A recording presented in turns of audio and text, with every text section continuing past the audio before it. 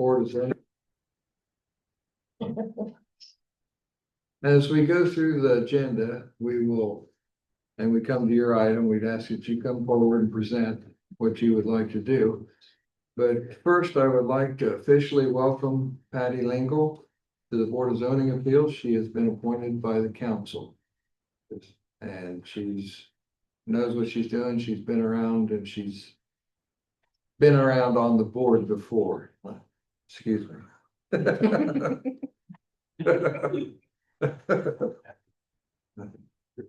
Okay, roll call.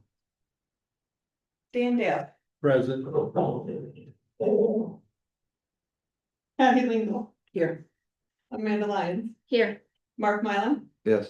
Joe Vogel. Here. We have quorum. Now, we have the approval of the minutes for the April 22nd meeting. Do I have a motion to accept those as written, or are there any changes that need to be done? I move we accept them as written. I have a motion of a second. Second. And a second. Dan Dale. Approved. Patty Lingle. I will absent. You were there. That was the April one. You were there. Okay, That was your first one. okay, I read all the minutes and I got them. Yes, okay, approved. Amanda Lyons. Abstain. Mark Mylon. Yes. Joe Vogel. Yes. Okay, now I need a motion to accept the May 27th meeting minutes. I so move. You may have a motion Second. and a second. Dan Dale. Approved. Patty Lingle. That's the one I wasn't here for. Amanda Lyons. Yes. Mark Mylon. Abstain. Joe Vogel. Yes.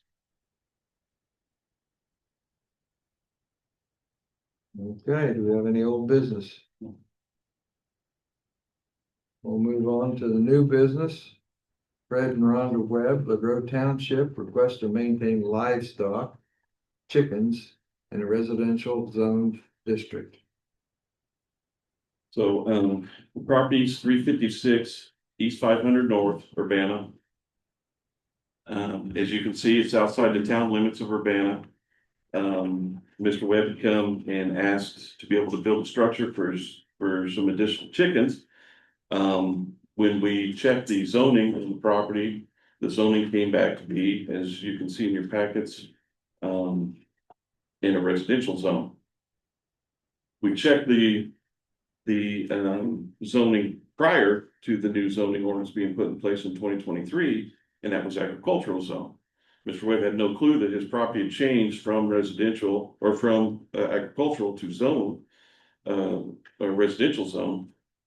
So didn't know he wasn't allowed to have chickens. And so the plan commission reviewed it, gave him a favorable recommendation, and also requested that all his fees be waived.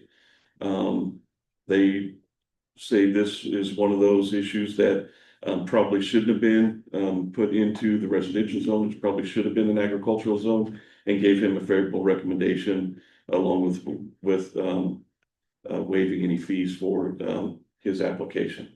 So he's here today to ask for a BZA approval to be able to have livestock in a residential zone. We did not get any phone calls or emails or letters in opposition to this from anybody that I know of.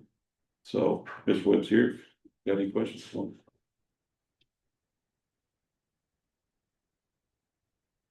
Anyone have any questions?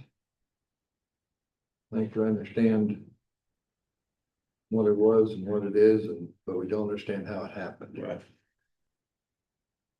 With the location of the structure, there's no setback concerns, no. Okay, Nope, as a matter of fact, your plan, if I remember right, you'll still have to come in because he wants to build an additional structure, but it's gonna be right smack in the middle of the property, right next to the existing building or structure that's there, if I remember right. So to the side there. Just over in here. Oh, right.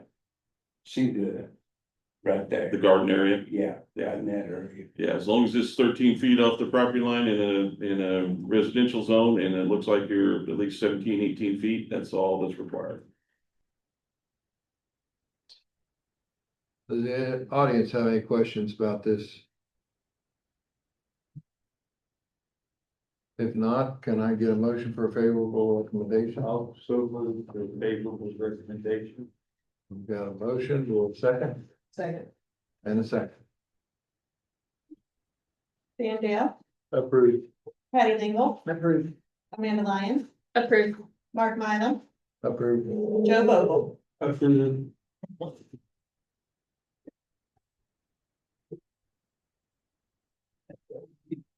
Yeah, we'll still need, just for you to come in and get your, permit for the actual structure once you're ready to get going with that, so. It'll be hopefully we can look on that and see great grandchild. Okay. Congratulations. Congrats, yes. Thank you. Yes, thank you. Mhm. Next item is a variance for Carriage House Estates, LaGrove Township, a variance from the minimum required roof pitch in an R1 zone district. Yeah, so, the property is 351 East 100 North, just off of 13, just east of the, oh, yeah, east of 13, east of the drive-in theater, that area over there. Carriage House, along with several others, has asked, for a variance from the roof pitch requirements for mobile home within a mobile home, community. This isn't anything new. We've seen, I think this will be our third one that's been a request for this. They're asking for the entire park to be a part of this.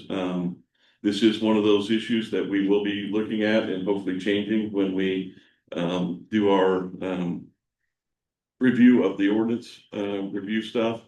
They just don't make mobile homes with 512 or, yeah, the roof pitch that's required in that, in any zoning ordinance, so, these are pictures of the ones that you want to These put are in. pictures of the new homes.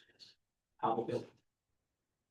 So again, with the type of roofing material that's there, the state, building codes would say your roof pitch is, dependent on the type of material. You can go with, and I've said this before, with shingled roofs down as far as 212, 312 roof pitch. And not required to have the 512 roof pitch that this has, that most mobile homes do and within the mobile home community. So, they're here to ask for this for the entirety of the park for any new structures that come in. That way, we don't have to drag them in here every time they want to put a new structure on the property and request variance, from that. If, that is what they're asking for today, if that's what the board would like to see, then, he's here to answer any questions too, anything that might, have any questions about it. It's pretty much the same thing we've dealt with on all the others too, so.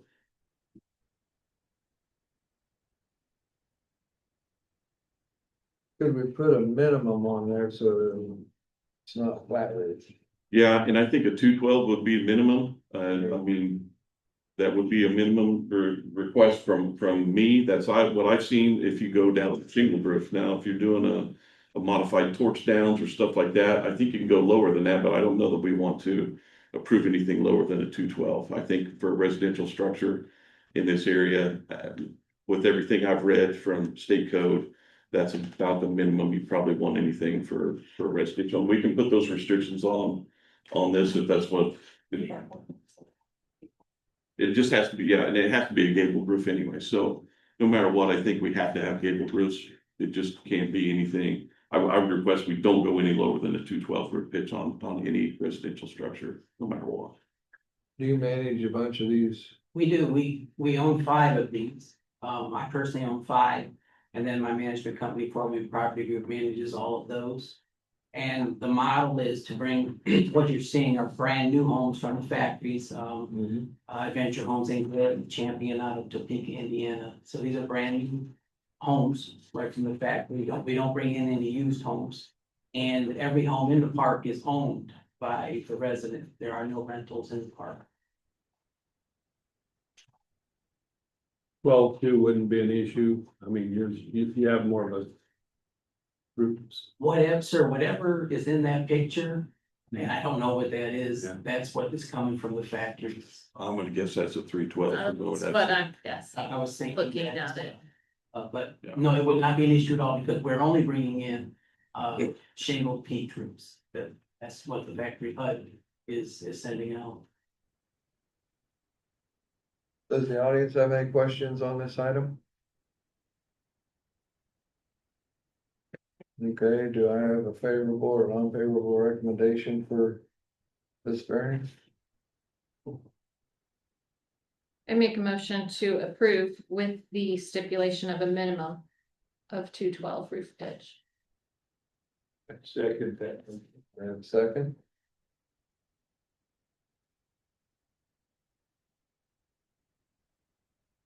Dan Dale, Approved. Patty Lingle, Approve. Amanda Lyon, Approve. Mark Mylum, approved. Joe Vogel. Approved. Thank you. They look very nice. Thank you. Thank you much. Here for you. Thank you. Sure.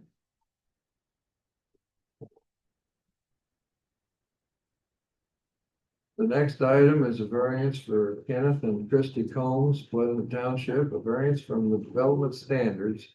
Place 2 posts, patio pavers, hot tub, lighted palm tree less than the required setback from the property lines in a RL2 zone district. Okay, properties at 64 West Lakeside Drive, North Manchester. Pleasant Township's on Long Lake.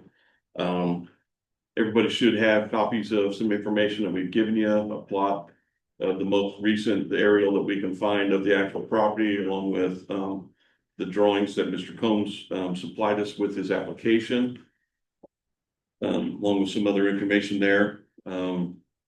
We did have a letter that was sent to us from a neighbor. Everybody should have copies of that with them. On top of that, we did have another person on down the lake leave me a voicemail that they just said it feels if this goes through, we won't be able to see and enjoy the lake. Pretty much that was what this was. They also live about 8 doors down. So from what we can see, they can't even see this property from there. So that was just what was left on our voicemail. I just wanted to put that there. So this is not the first time it's been in front of us. We're dealing with this for quite a while. The pergola area that's showing up on the drawing on it'd be the upper left hand side of everybody's drawings there. Sort of shows the area, shows the posts that are there. We do have some pictures on the screen. This is probably one of the most recent pictures that's been taken of the area. This is the area in question. These posts, it wants to keep here too close to the side property line than what's required by the ordinance, since this isn't exactly what was expected to be built here. I did request a ruling from the Plan Commission. They did rule that this is considered a structure the way it sits. Most of the time, a couple posts here and there, we wouldn't deal with even a permit for it. Because at that point in time, and we've reviewed this before, I think in front of this board, mailboxes, flagpoles, anything that touches the ground or is in the ground or touches something that touches the ground, according to our ordinance, that's a structure, which means pretty much anything on your property is considered a structure.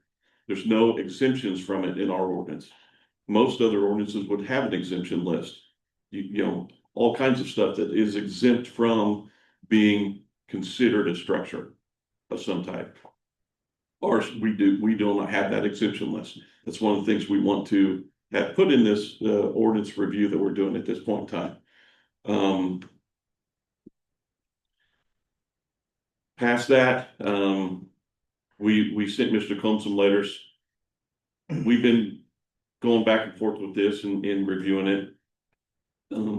My take is I just want everybody to get along and abide by the ordinance. That's really what I want to see everybody do. And in this case, everybody's been very cordial with our office in dealing with this. We just want this to be completed and over with and have a ruling here that everybody can live with and hopefully that's what we come to tonight. So I'm gonna turn this over and I'm sure we'll have quite the discussion here. Is turf linger to the right with the white trim on the house? Gray, This would be Heather Turflinger.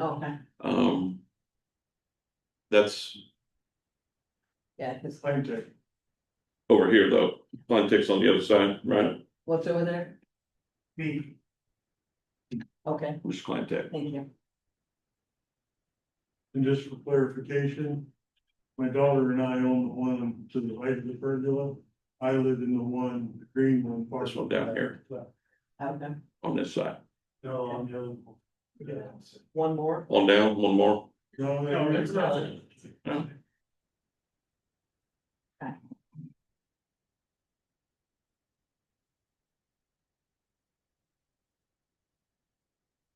And that little thing right there, that white, that's like a boathouse or something, or where's that? a house? This, yes. That's, yeah, This has been here. This will be a grandfathered in structure that we really have no say so as far as what that is. It's been there.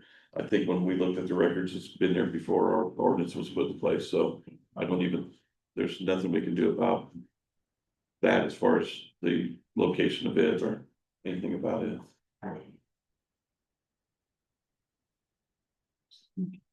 so really the only one that's obstructed from, not the only one, but the person that is obstructed the view of the lake would be Heather. Because the other two really, it's not gonna really, well, my, that house is a little way back then. Yeah, and going back to the aerial. Mhm. And also with the Turflinger property next door, this was the house. And then they also have a garage or another building shed. That's really close to the water up here. And Oh, the structures that we're looking at are right in this area right here on this corner.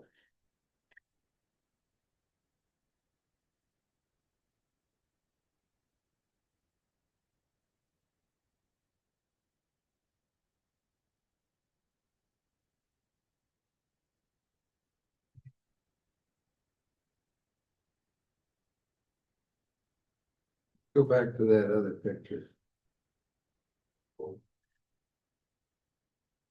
Yeah. That's better.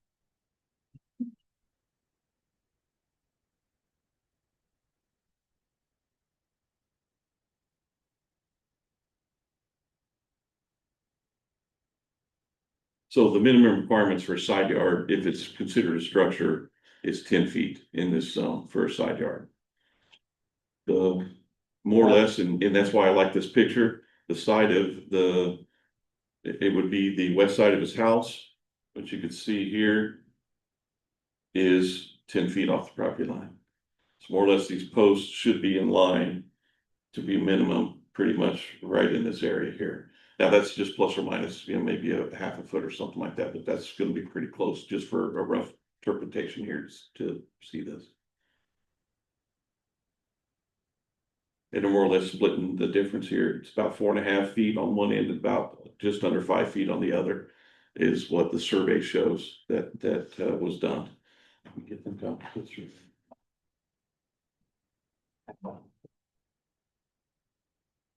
so if he was 10 feet off, you wouldn't have to have any kind of approval sent to the building. Well, again, you'd have you'd have a front yard in this case, which would be the lakeside. You'd still have a front yard setback too. So it'd still be considered a property line. Now, in our ordinance, if you look at an RL2 front yard with a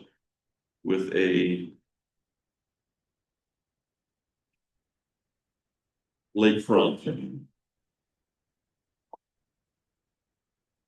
So when you're on the lake, the front yard is the lake side? front yard, yes, when you're on the lakefront is that. Okay. So minimum front yard setback for primary and accessory structures in an RL2 zone for a front is open. There's no, according to our ordinance, there's no setback requirement for this. Where do you start measuring anyway? Do what? So where would you start measuring? Well, there's a platted line that they would still have no matter what. Most of the platted lines back in the days were done, they tried to follow the beach area or the water area the best they could. And they put property lines on those plats. Since then, people have put seawalls in, they've extended out a little further. Their property might extend out, relict is what I keep reading about. Reliction of the property out into the water more than what they have or own. In this case, you can see the stake right here on the far lower right-hand side. That is the property corner. That stake right there. Okay. Now, the state did come in, and I don't know if it was before or after this picture was taken, Mr. Combs, whether or not they had you remove some of these stones, or was this done after you had to remove the stones? There was a few of these stones up here that the state said was too close to their Three of water. those stones were removed. 3 of them? Well, actually, 4 of them, Four but of one of them was so small, it was out far, it was out 2 or 3 inches past what he wanted. He says, get that one too, so I did it. Yeah, 3 of the very, very large ones right on the corner. Probably these 3 right in here and one Yes, behind it that's somewhere. exactly right. Okay.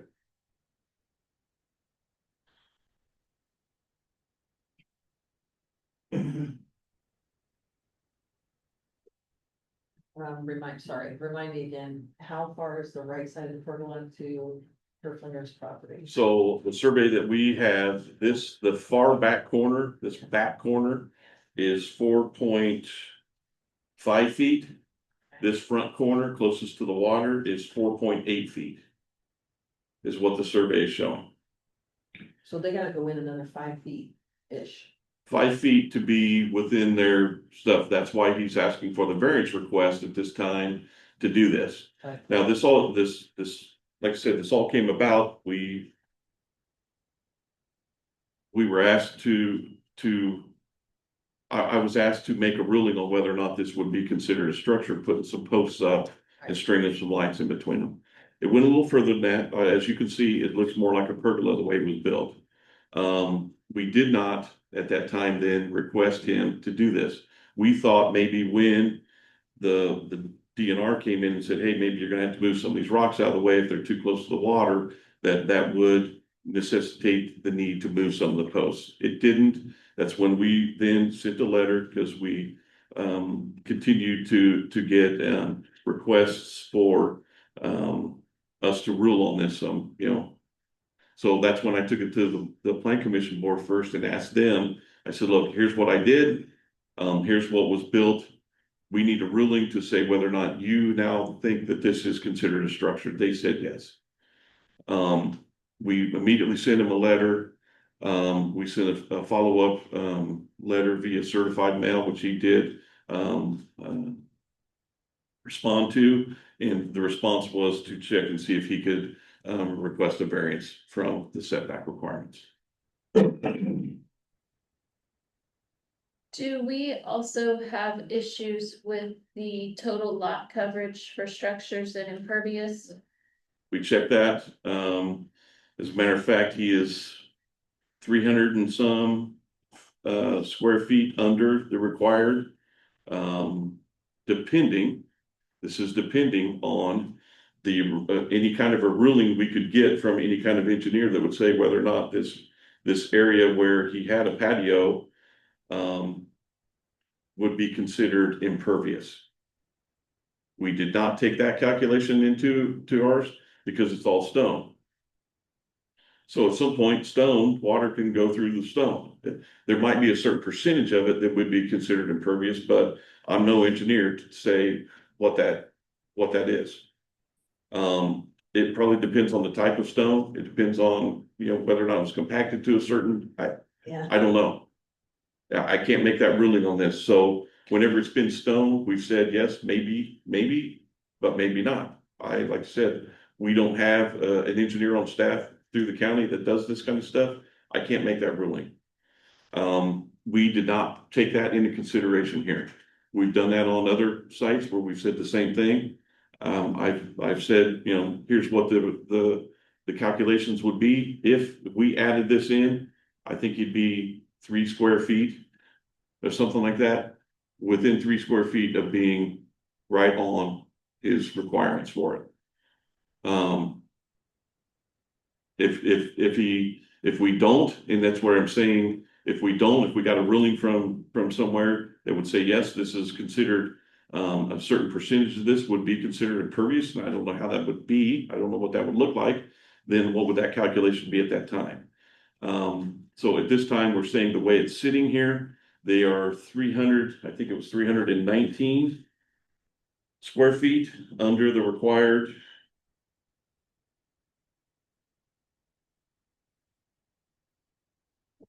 Yes. The lot size is 6,874 square feet. So if you take 50% of that, and I know some of your ordinance books might say something different than that, but Mike made a ruling on this when we first got this and found that was in error. And we had that changed at one of our very first plan commission meetings. Our ordinance book should say 50-50, but some of them, when we first did this, if you've got an older one, it might not have the changed stuff in it, but it should say 50% and 3,600 minimum, I think it was.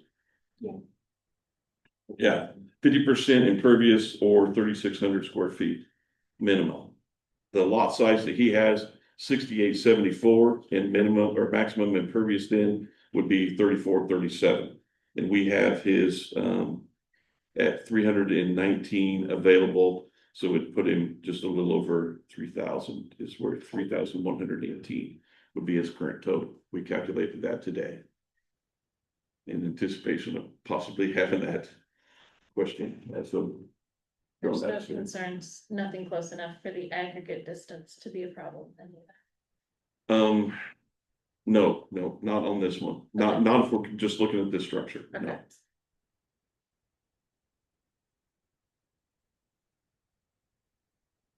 No, because where it's at.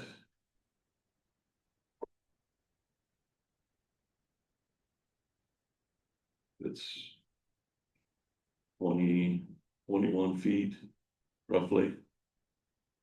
We have another 5 feet that puts us at 26, 27 feet.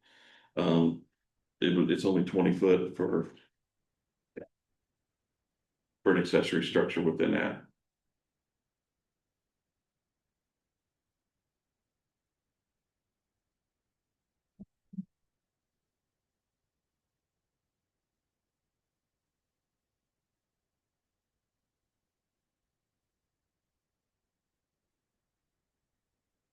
GIS is probably The GIS. the GIS property lines on the map. Oh yeah, they're just rough representations. Very. Well, yeah, because it shows the house next door over the, these are just rough. Do you have any other questions? Maybe. Maybe? We'll come back to it. Is there any questions in the audience? Yes. I have a presentation whenever Mr. Holmes is done. Question I have based on that picture. Couldn't see, but to the left of that, there's another small patio. There's currently pavers sitting on that. Which is what used to be under the structure that is shown there. you pick those papers up, but my understanding is this request is asking to put those papers back down. Which is also what a contractor there told me he was doing next week. So I don't know if that changes whether or not you were talking about surface area that's being covered. Being permeable, if we put papers down, that's going to change that. Under the pergola, Yes, And then there's a patio to the left over by the dock that's Yeah. currently covered in pavers now, which I don't think is shown in that photo. it's shown here. These are here, and we've, Now, the red pavers are there. yeah, and we've taken those into consideration too with our impervious. Those are part of it.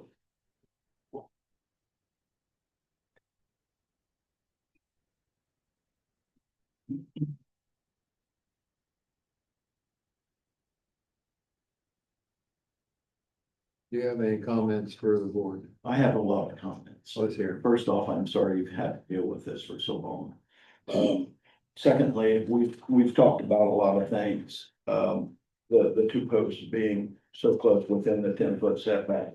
I stretched a string from property line to property line, and I came up with the center of those posts being 5 foot. So I don't know.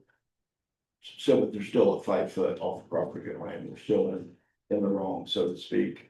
When I originally started talking with Brian about this, I told him I wanted to put up four posts to stream my lights on for a gathering area. And I was gonna hook them together with steel piping or something to keep them from bowing all over the place and looking bad. Well, then it turned into wood, because I thought piping might not look as good as the wood.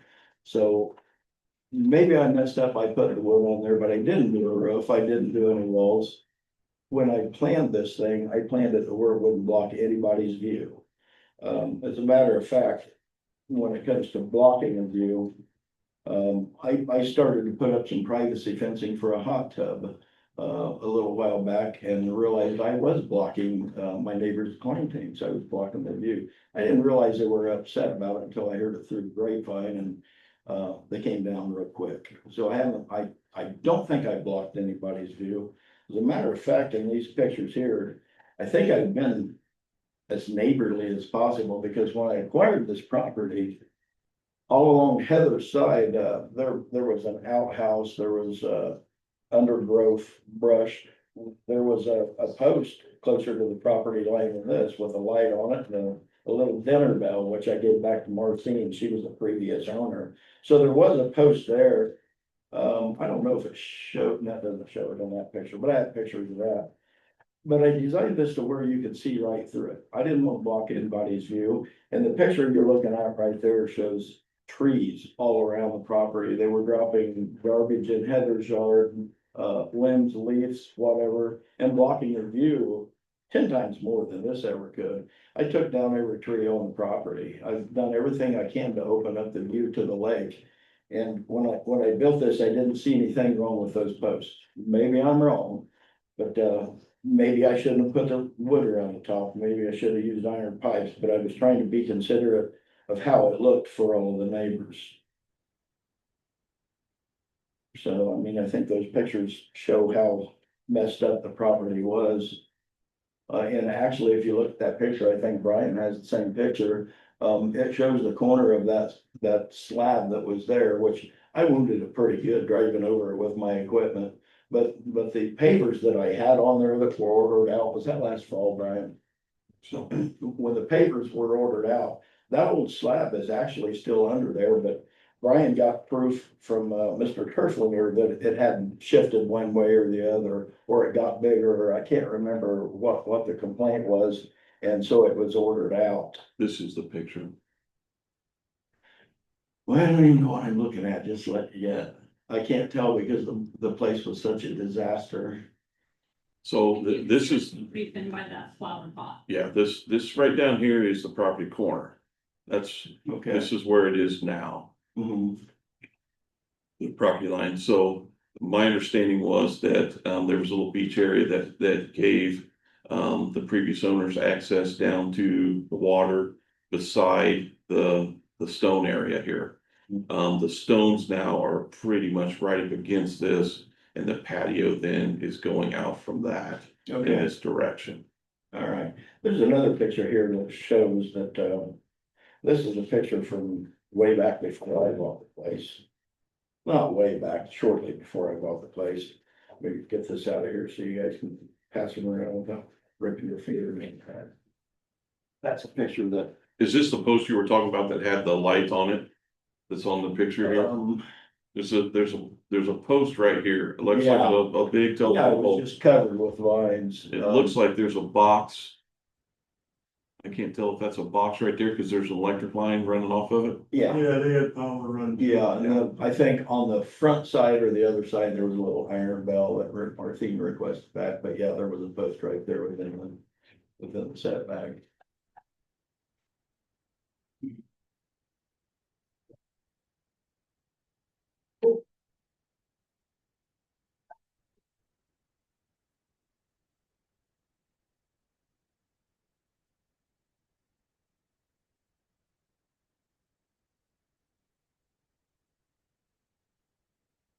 Hey, Dan. Oh, there's some pictures there. I didn't.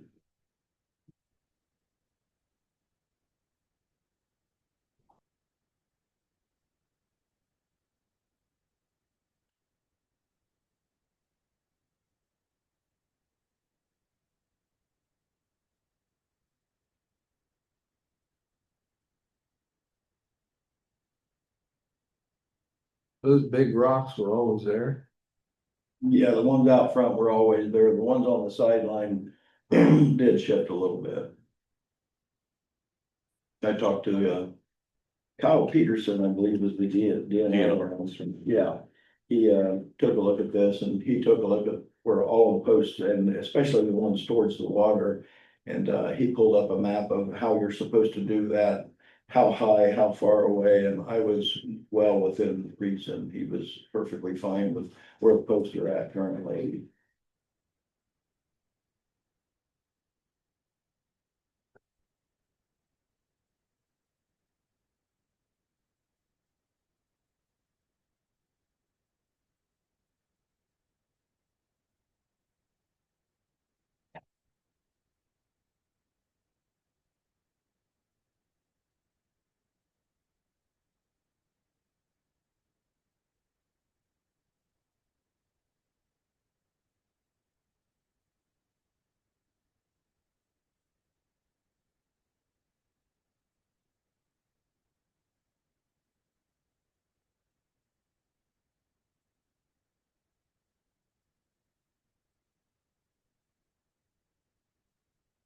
Do you have anything else or?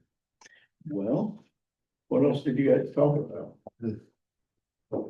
Well, As for it being a pergola, we went through the fact that it was not built the way it was explained, misunderstanding, whatever.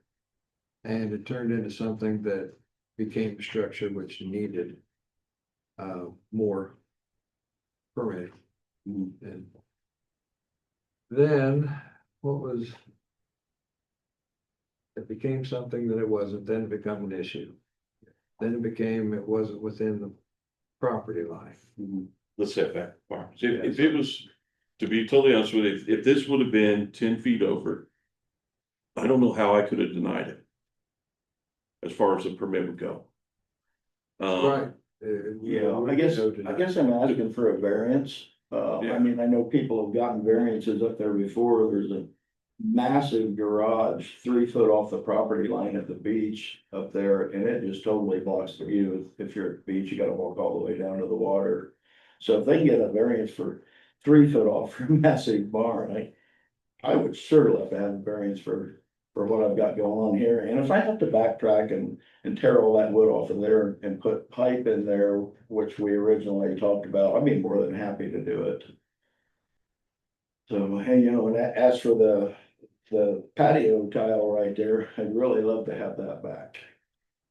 And that would be in the same area as I think you have a picture of it, don't you? I pass one around.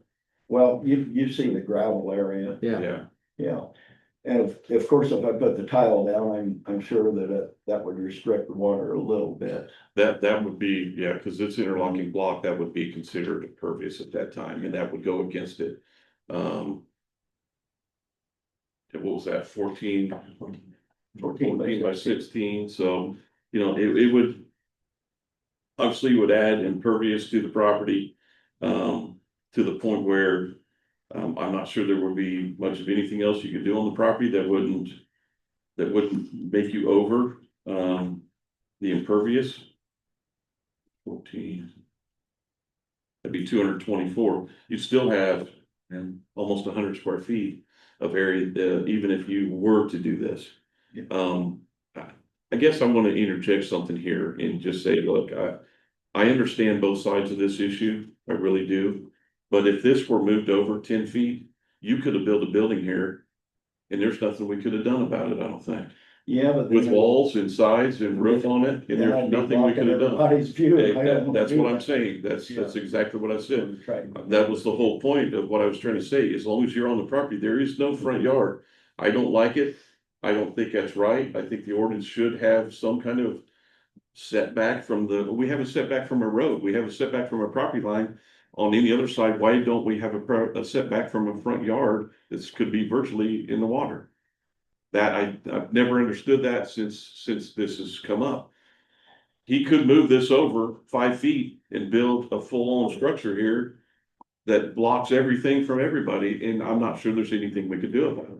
That's not what he's asking for here. I didn't go with a full-blown pergola because it does have a roof. And I felt like that would block some view, because the houses are a little bit higher, and with it not having a roof, then sure, you're looking through some sticks, but you're not looking through a full-blown barn or something, and I've done everything I can, I've taken trees down, cleaned brush out, I've tried to be as neighborly as I can. I'm just trying to get a little bit of something for the property, it just seems a shame to leave it naked. As a matter of fact, I walked around quite a bit Saturday and Sunday, and boy, that was a hot job. But I walked around Lakeside Drive on Sunday. And here is a list of people that looked at the pictures that are on here, and I explained to them what was going on and showed them the paperwork for the BZA. There's quite a list of people that thought it looked perfectly fine, and they was glad to see somebody do something with the property and instead of lousing it all up. The day before, on Saturday, I walked around Ireland Drive, and I know that's not within 250 foot of the property, but it made sense to me because these are the people that are staring right at it every day. And I wanted to make sure they were okay with it. You get on their boats or whatever and they do a flyby, and, they don't want to see I'm sure they don't want to see a barn there. But this is the list of people from Ireland. In all, there's over 60 people that were okay with that, but by then it was so darn hot over the weekend, I didn't want to walk.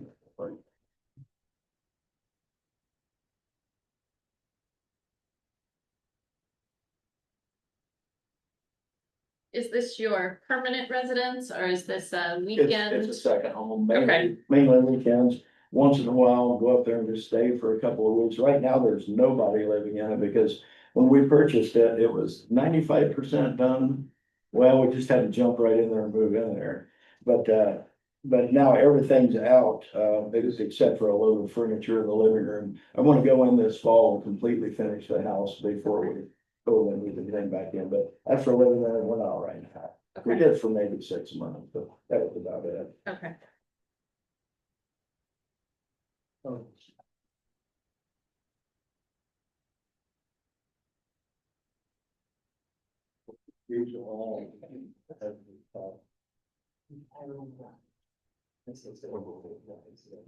We have to follow whichever is most restrictive, correct? Their covenants or our ordinance? We can't take the covenants in consideration, they have it. They're supposed to enforce their HOA rules. Okay. Ryan. That's just a letter that was furnished to me today, actually. I have 2 more here. Yeah, probably 2 more of those from other people that showed up and done the same thing. Oh, that's just. Oh, I Can you got you. fill all that set, paper okay. clip out of there without breaking your nails? Because I can't. Yeah, they're all stuck together, I'm sorry, Brian. You haven't had any concerns from the HOA? Can you get it? I'm sorry? You haven't had any concerns from the HOA and No, the as a covenants matter or of fact, anything? on these lists, there are a lot of board members on that list. Okay, And then on the other side of Ireland Drive, the president and a lot of board members signed it also. okay.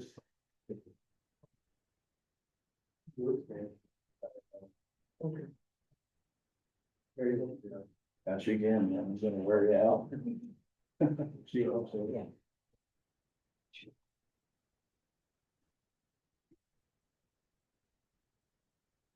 This one here, Brian, is another to whom it may concern, and that is from, excuse me, that is from the board member there.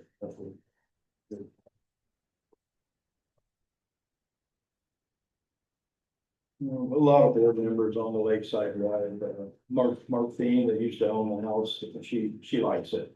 She was glad for it to go out, she signed the paperwork. There's just a lot of them on there, it just got wore out and got hot and quit. I thought that's enough to, I guess, make my point. And then I also ran a post on Facebook last night on the Long Lake page. To let people know that this was going on tonight, there was a BZA meeting and if they wanted to show up and, voice a negative or positive or whatever opinion, that it was at 7 o'clock and how to get in here.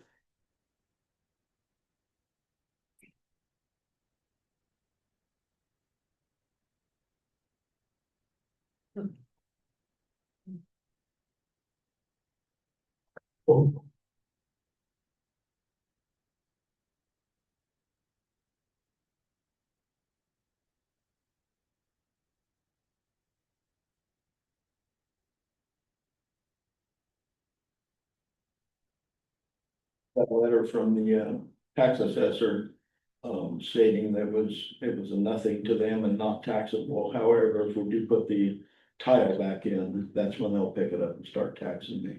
If I put a roof on it or sidewalls on it, then they'll tax me. Was his explanation for that.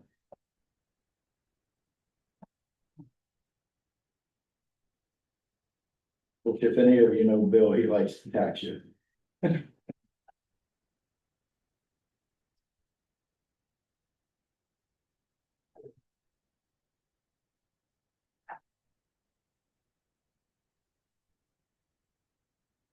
Well, Brian, summarizing the rock, there's no issue with the rock. Well, it is, from what we understand and what we've heard from DNR, where the rocks are placed now, lakeside, there's no issue with them. The rocks on this side, they were there before, more or less. They were not as close, obviously, because we've got the picture that shows them back a little ways. But would they be deemed some kind of offense or anything? I don't know that that's the case here.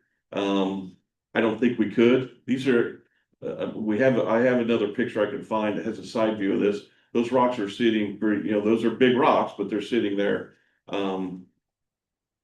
This is this is a surveyor stake. It's, 4 foot tall, they call them 4 foot lath.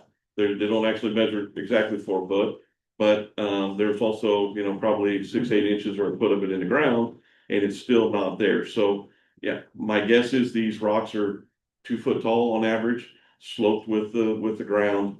They're everywhere. Would we require a permit for a rock anywhere? There's another picture on the very back of that, the people that signed my request. There's 2 pictures on there and one of them showed the property line, string down the property line with the distance of the rocks. And also, if that's the case, if we're deeming it some kind of wall or something like that, they're inside his property, I would request them to come in and get a permit for it. I mean, at that point, could we say it's not legal? It's not a chain link fence, which is required in the front.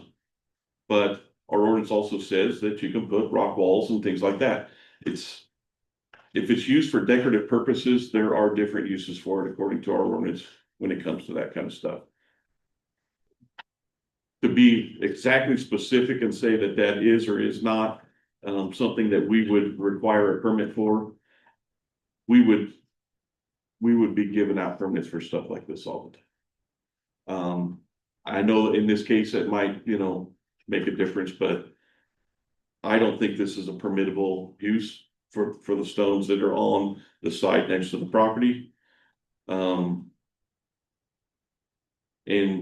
if it causes any issues with drainage or anything like that, that wouldn't be on us. That would be a drainage board issue or Army Corps Clean Water Act or something like that. I don't think we would have any say so in whether or not we could do anything with any kind of drainage stuff.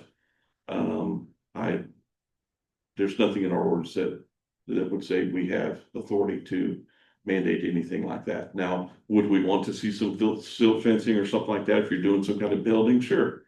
I would love to see that, especially on the lakes and the streams and the creeks and the rivers and stuff like that. That would have to be something we would add, but at that point, it would just be some kind of a deterrent to keep any kind of silt from getting into the waterways.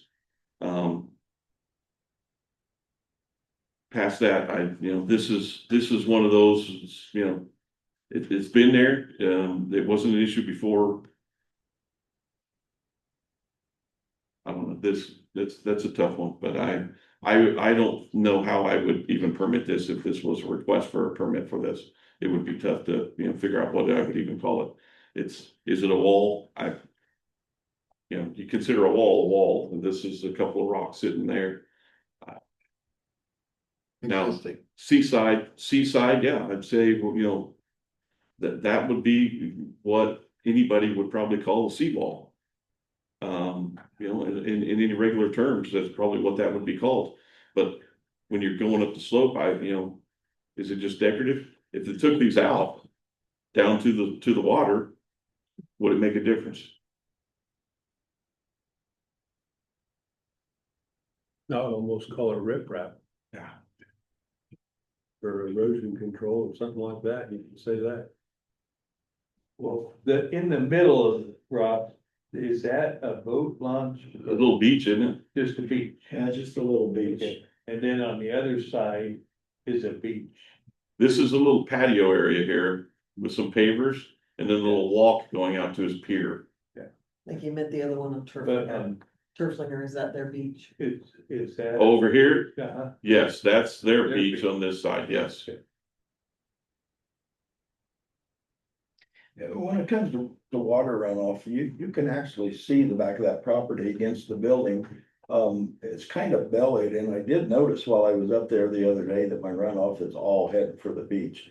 However, if I was to be allowed to put my patio pavers down, I understand that I would have to pitch them towards the water and not the sides. That way I wouldn't be getting water into the neighbor or wash my beach out. They would just go right over the rocks and into the water.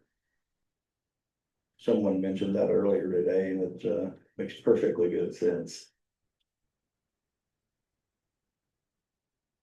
What's that drainage pipe coming out in the center of the stones? That particular pipe is the gutters So downspout, yes, on that side. Now, on the other side over there, you got two over here. yeah, there's two of them. The one on the far left is is my gutters and my neighbor's gutters and probably sump pump, I would guess.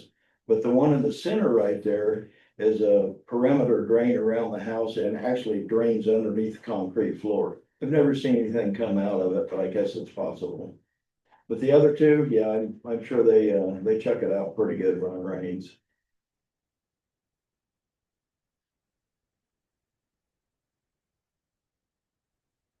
Does the board have any more questions, or can we open it up and then we can revisit it? Okay, you got a comment? Yeah, you had mentioned earlier about the 10-foot plat. There on people's properties. The 10-foot setback requirement, Yeah, yes, in this zone. that's actually when these lots were planted. 10-foot back. 10 foot along the lake, actually belongs to the Lake Association. Okay, It's not personal property. And I'm not trying to muddy the waters. And I'm not here to speak on behalf of the whole board, but I've been an officer on that board for over 20 years. And we pretty much let people use that property however they want. What's your name? Pardon? What's your name? Big Hawk. David Hawks. Hawkins. Hawkins. Yeah. Okay. We won't allow a structure with a footer and foundation. And won't allow anything that will be detrimental to the lake or the property. Other than that, we just let people use the property as they see fit. I don't have issues with anything going on here. You mentioned that 10-foot plat, and I thought, I just looked at it, I believe that belongs to Lake Association, everybody out there has that.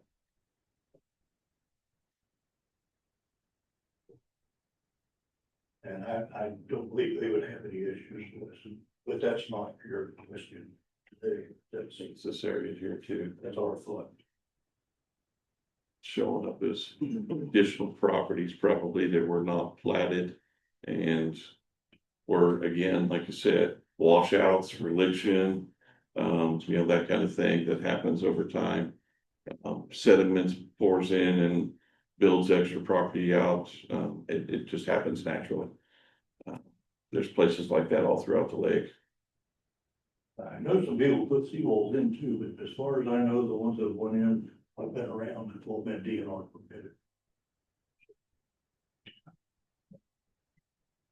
I'll say no, I have, but I believe they have. Okay, I just wanted to throw that, I'm pretty sure that belongs to Lake Association, as far as 10-foot. Line, all old properties. any other questions? Yes, A couple of comments. I like what Ken has done with the property since he's taken it over.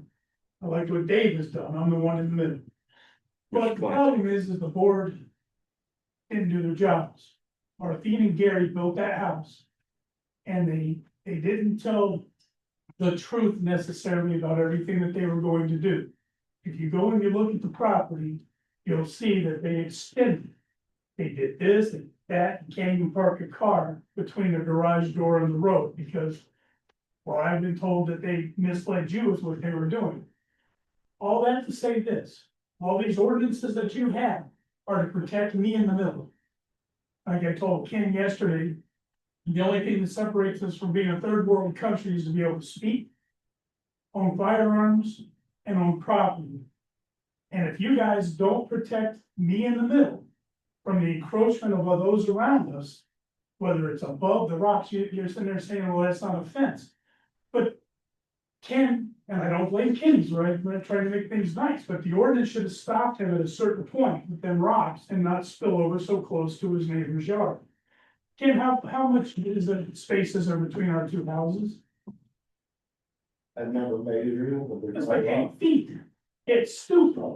Right, when Martine and Gary, their house that they tore down, they kept a tiny little bit of foundation from a little modestly sized cabin, and then they built this giant edifice there that encroached on all of it.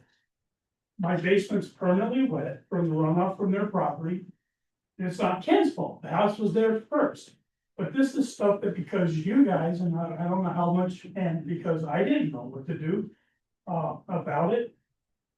This was allowed to happen to us, and so you have to, as the commissioner, the planning commissioner, say, we have these, and why do we have these? Is it to protect? What is it to do?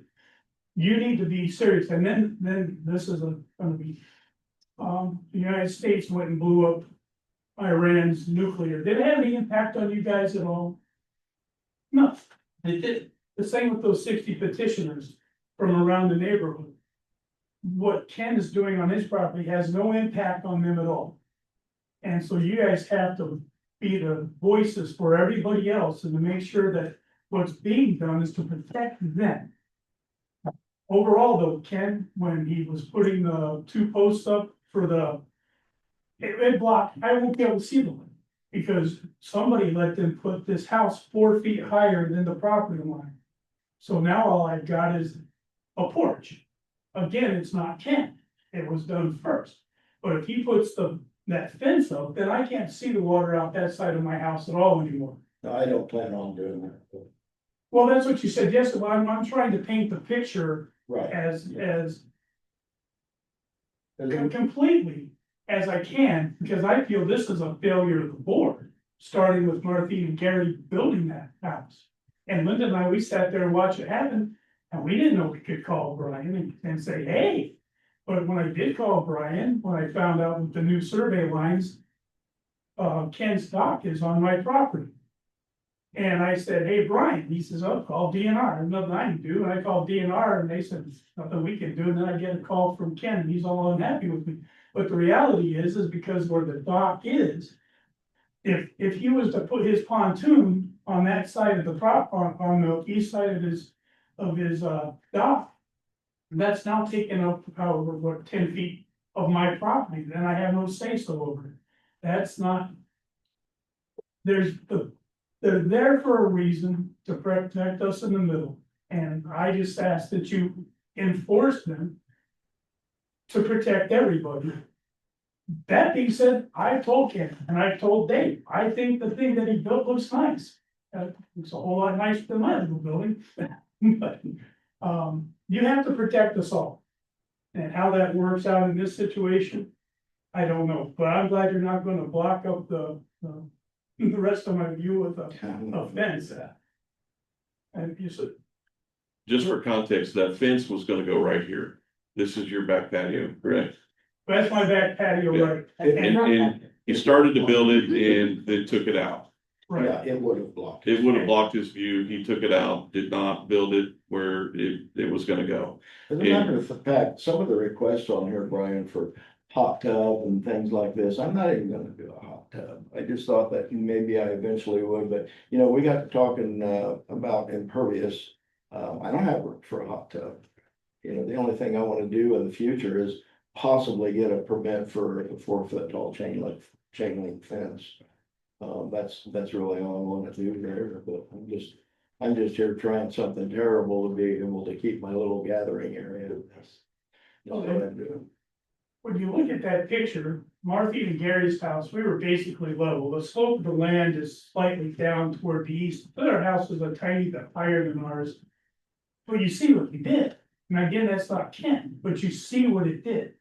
And so you need to protect us in the middle from more, whether they sell it and the next neighbors come in, whatever the case may be. That's my point. I think that you failed along the line permitting that house with Marquis and Garrett. Gave them too much leeway. Okay, That's an opinion. we may have failed by your opinion. However, there is a association that was developed to take care of the homeowners and the homes, the properties, everything. Right. And what happened to it?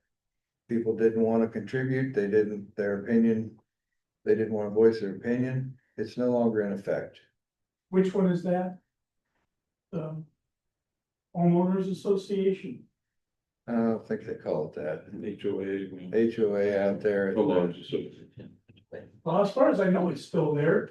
And I think part of the problem is we come and we get permission for something, which is what Gary and Martine did. And then that changes, and it's the same with this. I think the initial ask was to put the patio back where it was. And you can see that didn't happen. There's no complaints if that patio was back where it originally was.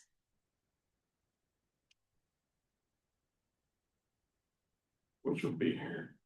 And like I said, from here to here is over the 10 foot. We wouldn't have been able to deny it more or less. It would be a permitted use and we would have to more than likely approve it. Isn't that the front of the house? Isn't there supposed to be no? Sorry about the word here. No exterior structures in front of the house, just like across the street. I mean, there's no setback from the water, but it's still alternate structure. But also in the development standards for this, it says minimum front yard setbacks in this zone for primary and accessory structures is open. There is no setback requirement from the I water. guess what I'm trying to say is, I would rather leave that as is and put the patio pavers back in and just leave it a gathering area, then tear it down and get a permit and slide a big 10-foot white gazebo in there or something with walls and roof, cause then I'm gonna block Phil and Lynn off. And then I'm gonna block Heather off, then everybody's really gonna be mad and it'll be permitted. I would rather have something you can see through. Why can't That it be the looks same nice. thing back where the patio was? Brian, you told me that I offered a compromise not once, but at least 2 times to Mr. Combs through your office. Did you give it to him?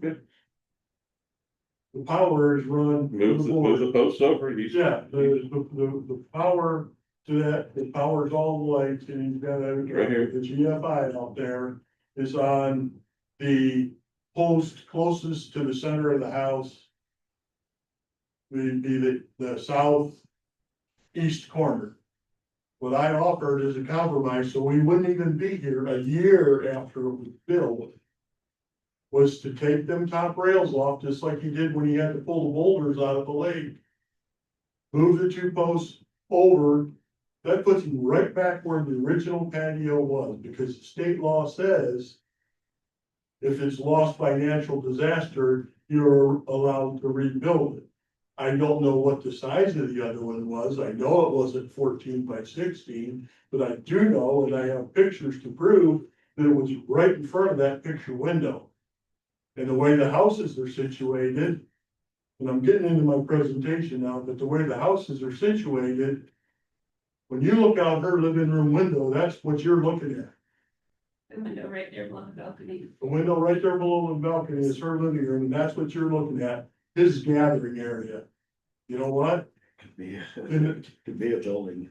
What? It could be a building slid right in there on that, right off the 10-foot. It could be a building big enough to totally block. I don't see why you would trade that for a building or a gazebo with roof and walls and everything else. And I don't understand what the problem is.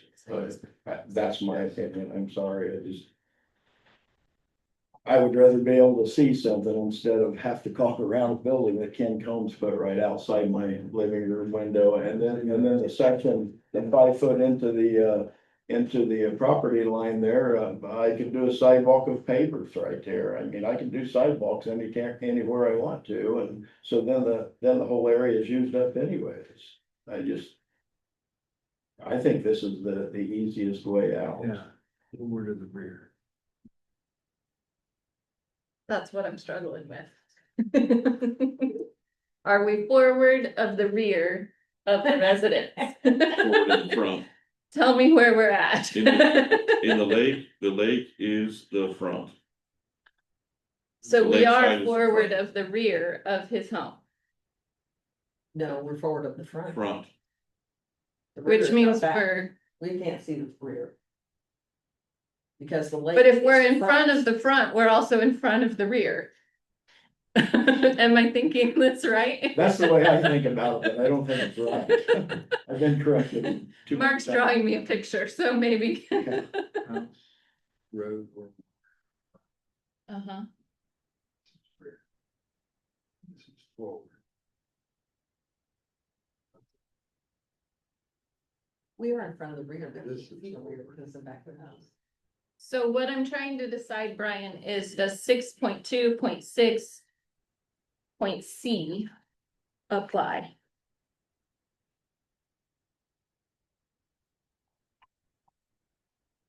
Because I'm with Patty and I'm struggling with the front, side, back, side, forward, rear. In a platted RL, R1, R2, R3, RL1, RL2 district, no accessory structure shall be forward of the rear of the primary residential structure. Forward Again, of the rear. rear. In an RL2, it specifically states that the rear is the roadside, the lake is the front side.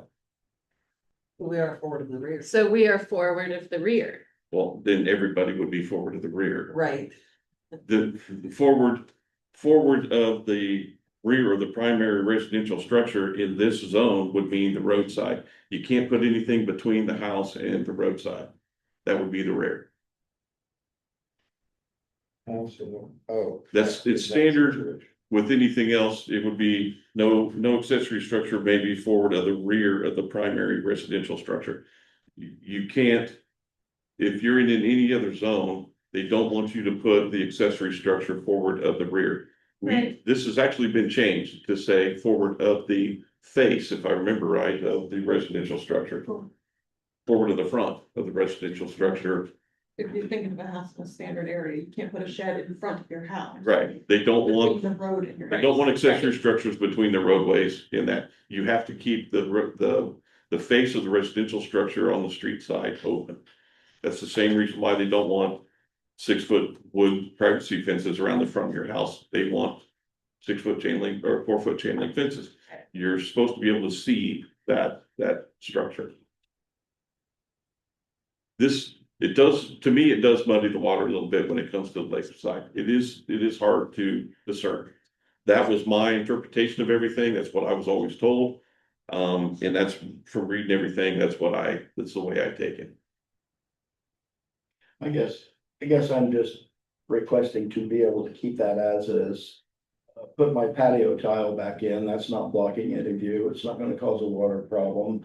Has the patio tile shifted, according to Brian's pictures it has, so I'll buy that. I'm not asking to put the tile back in because I'm going back over what was there, maybe I'm going back over some of what was there, and maybe it has shifted some. I just want my tile back. And that gazebo, or whatever you wanna call it, I won't put any more wood on it, no sidewalls, no roofs. If it does have to come out, and dreadfully, I do slide a gazebo in that's out of the 10-foot area, then his office is gonna get called every single day for the next 10 years because they don't like that, because I wouldn't like that. Phil and Leonard would hate it because their view is coming right through that area. And if they have no problem with it, it's not blocking their view, then I don't see how it's blocking anybody's view, to be honest. I just want to be able to leave that structure, as we're calling it, as is, not add to it, and have one tile back. That's all I'm asking for. It seems a shame to do something so nice for all the neighbors to see and then be ordered ripped back out. I'm only 5 foot off the line, but I'm not asking for a barn 3 foot off the line, and it's huge. That totally blocks the little park down there. I mean, if you can take that into consideration, that's all I'm asking for is those sticks in the tile. And I will run anything before Brian, before I ever touch anything, and if he shakes his finger at me, I'll just turn around, go to the other one, and keep my mouth shut. I don't want you guys to be hassled with a whole bunch of stuff and him to be called 10 times a week on stuff, because I've seen how busy he is. He's super busy. That's all I'm asking for. Any other questions in the audience? Before This Dave presentation. gives his presentation, one of the other things on the minutes was like a lighted palm tree. Yeah. Where's that palm tree? It's gonna go right about where the beach is, a lighted palm tree, but it's got a 16-inch base to it. There's no impervious problem there. Where at? Right at the edge of the beach right here. How tall is it? The base of it's 14 foot tall. They're made here in Indiana. It's pretty cool, actually. So, but that, it'll be just tall enough to where it won't block any view.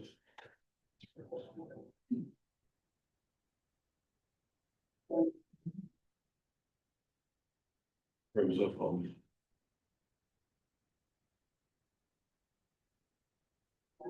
Just one more thing on the gazebo pergola thing. Shade cloth over the sides of the top. Was that allowed? It is, but I won't do it. Going to that? I don't want to make I it. just think the shade cloth would be a good barrier too. Yeah, I don't really think that's necessary to have that, you know, and if I did decide that, hey, I like Phil's idea, then I'll call Brian and ask him first, because I've got to try everything now and not gonna cost people a bunch of time like this again. At least I hope not. And find a picture of that for you guys. Stacked oak mirror on Chair.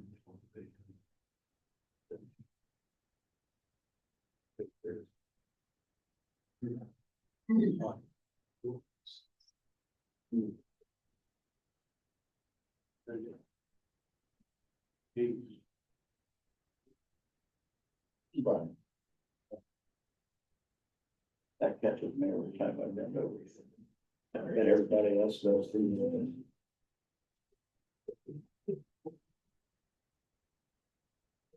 I brought pictures of everything I possibly could, so I can be up front, so that everybody know where I'm going with this.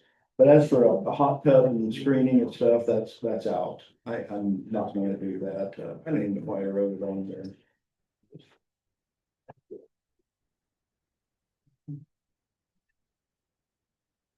Couldn't you put the hot tub like next to your porch? I'm not even gonna do one.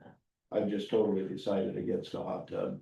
You know, I don't wanna have to maintain it, because if it's a weekend house or I go there and stay for 2 weeks and then I'm not there for 4 weeks, that water is gonna be pretty bad by the time I get back to it, so I don't wanna maintain. I've got one at home and I know what it takes to maintain them, and I'm not interested in doing 2 of them. Okay, what do you have? I looked there and said, I don't. This is his hearing. I believe he is entitled to stay up here. Is that correct, Mark? Okay, it's fine. Where it goes. Huh?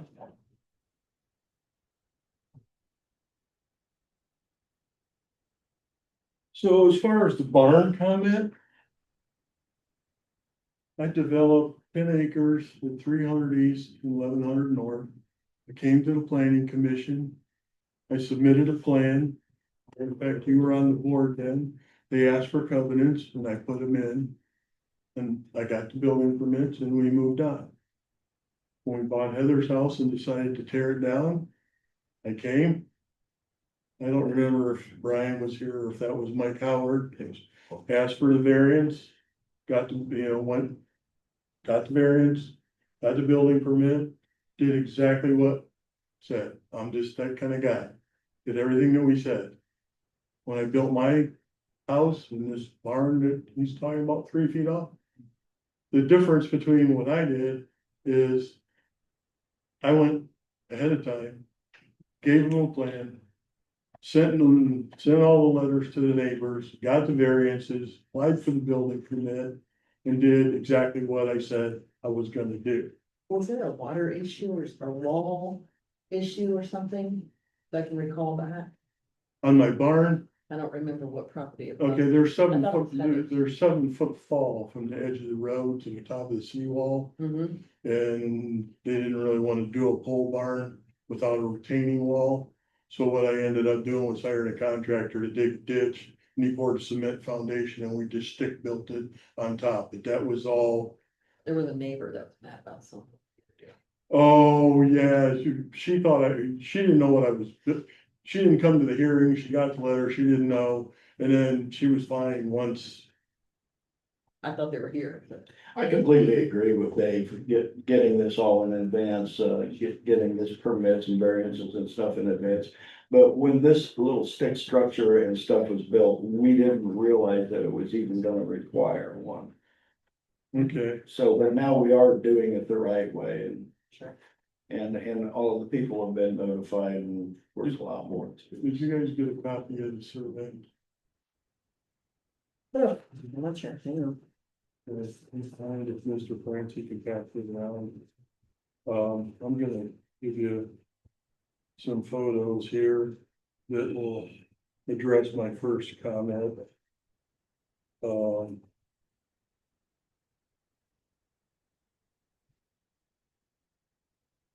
These first two right here, I think prove my point that when you look at the other photographs that I'm gonna pass around, this is what the property looked like next door when we bought it. In this photograph right here, you can see where the original patio was and where the deck furniture is located.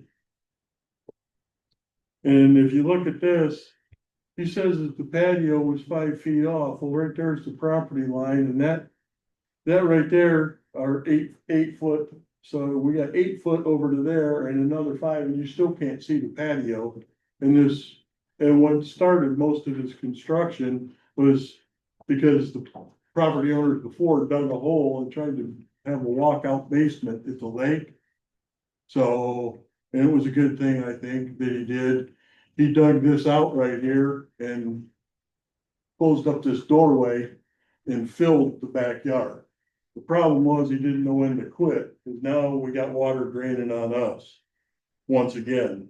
Here's another side photo that you can see the patio. And I got the property line marked. Like I said, I just used a ruler, went from the fence to the surveyor's lap. Okay, I don't agree with the water draining on your property because before I seeded that, I went right down the property line on my side and dug out a pretty good gouge all the way to the lake. Because I was questioned on it and, Mr. Turflinger wasn't happy about it, but the water gets in that, any water that does shed off, which isn't much because it's all going down the middle of my yard. Any water that does shed off ends up between the property line and those boulders. Right, and you can see right there, I'm glad you mentioned that, because right there is how much it is. So it's washing the sand right from around the boulders and into the lake. There's no tile, there's no drain. I'm not gonna argue, I have the floor. No, I don't wanna argue, I'm just saying. Okay, and to me, this is the most telling right here, because of the angles that the houses don't sit in this subdivision at 90 degrees to the road. The property lines of the houses all sit just a little bit off. So by him not using and getting a permit for, by the way, that's the view out my daughter's living room window. She's looking right at his gathering area. And I'd also like to point out, he put his gathering area 5 foot off the property line, right where my grandkids play. And every 4th of July, I have 2 different fire rings. We have a fire down there on that beach. So what happens every time I have a fire? Because he didn't file a land use plan, which should have been filed. When you look at the pictures and see how much work he did, according to your ordinance, a land use plan should have been filed. This is just a picture of what, and this right here shows you the amount of work. I apologize, my printer was running out of colored ink.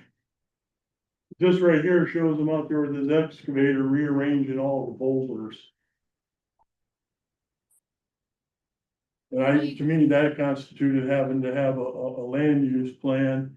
And then here, not only is he encroached with the dock, he's even got boulders in front of the other neighbor's property. And this photo right here, some of them have comments on them.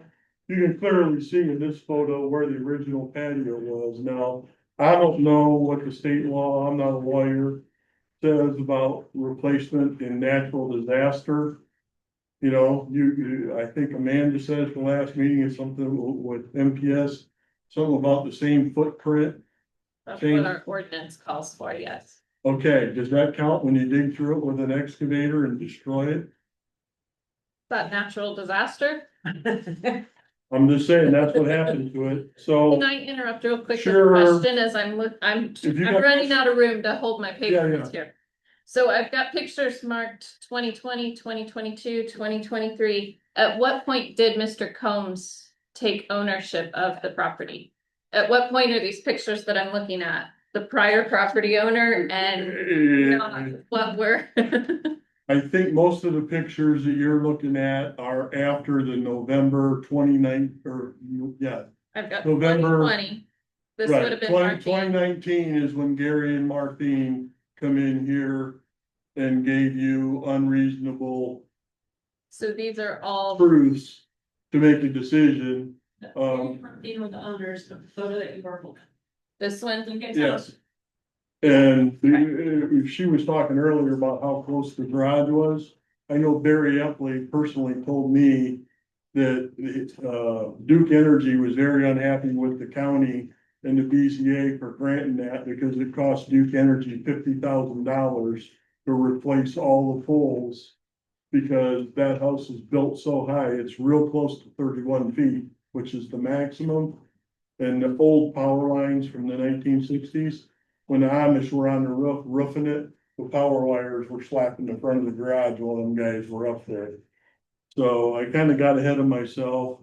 You know, here we are tonight, and we feel like we were robbed of our rights to be heard.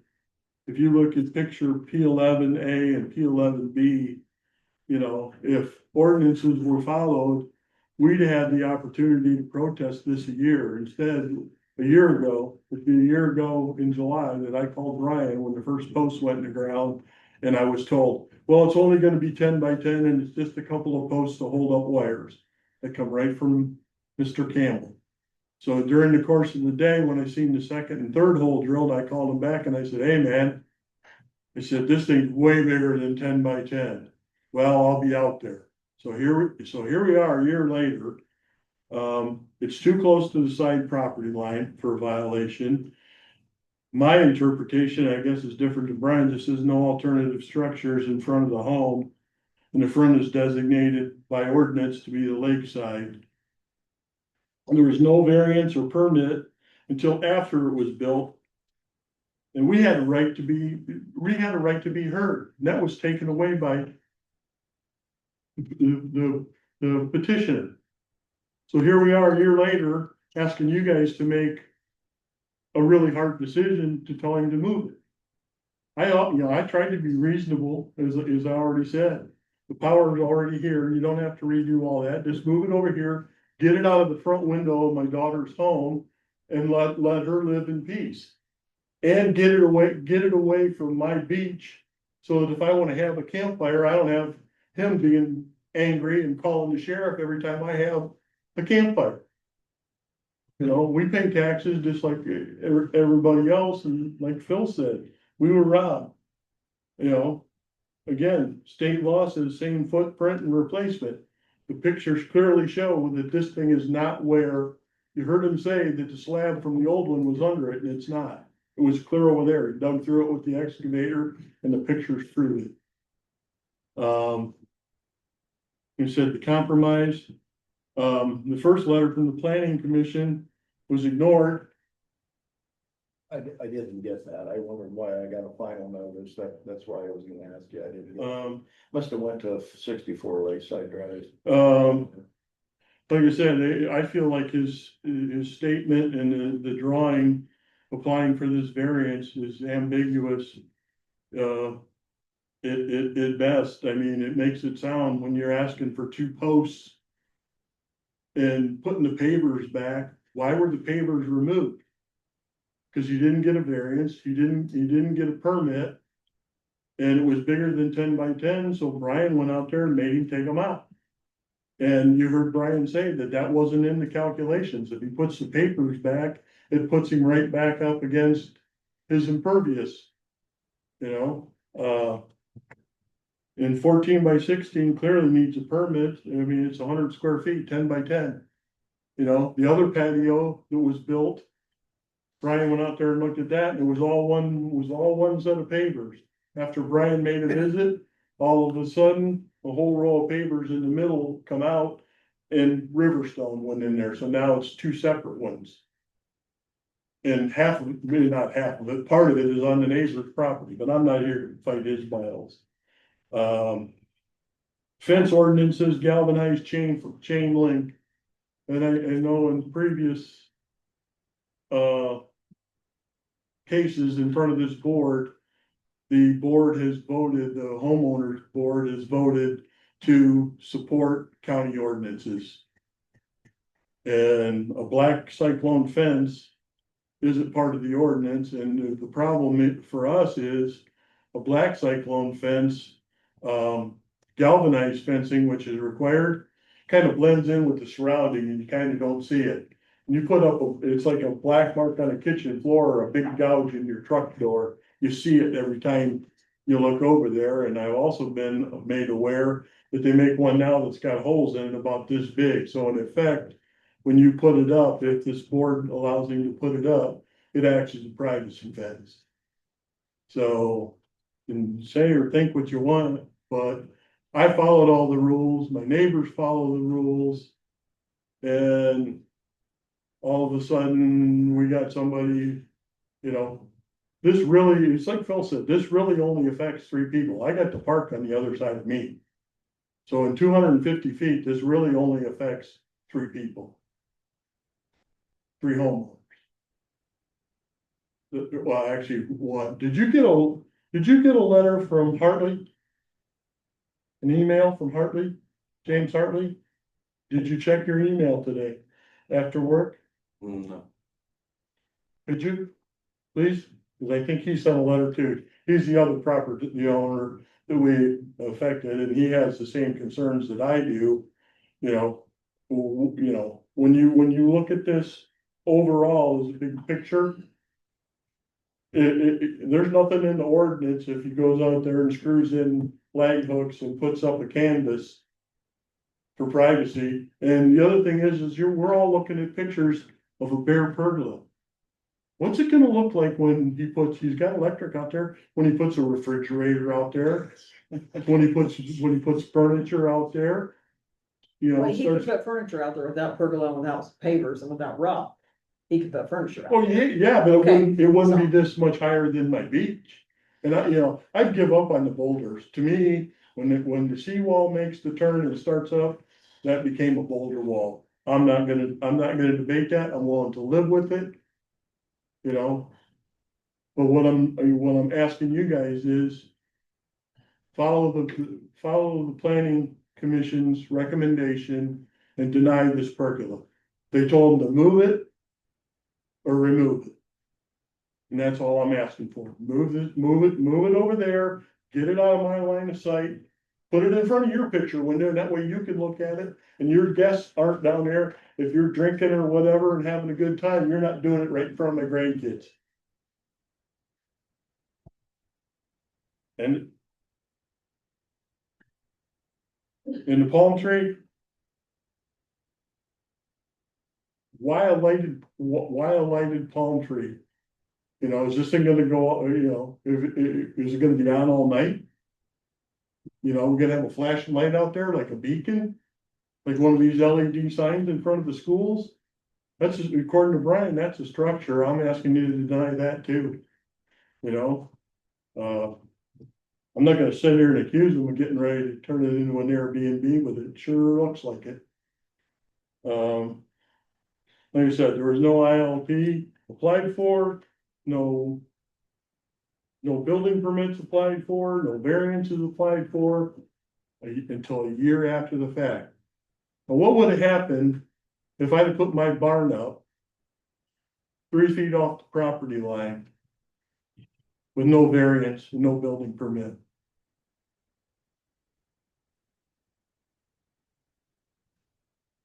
You guys gonna make me tear it down? Gonna make me move it? I mean, I'm just using that example because Mr. Combs did. This is wrong. He's intruding on our space. You know, be a lot different, you know, because I respect this board. You guys, I've been to enough of your meetings. You know, you guys have to make reasonable decisions based upon reasonable truths that are told to you, and sometimes it gets real hard. Well, I don't feel, in this case, just like with Gary and Martine, I don't think you were given the truth. You weren't given reasonable explanations. And I even took the liberty of writing a motion. Motion to deny variance 25019 requested due to the past history of non-compliance with county ordinances in a restricted area. And to impose a time limit for the illegal pergola to be moved or removed per the planning commission recommendations. And I'd also like some kind of a time limit on that. I've already been dealing with this. I mean, every morning she gets up and walks out to look at the lake and she's gotta look at this. Move it over in front of your picture window, I don't have to look at it. So I've got, unless anybody's got a question. I have a couple questions.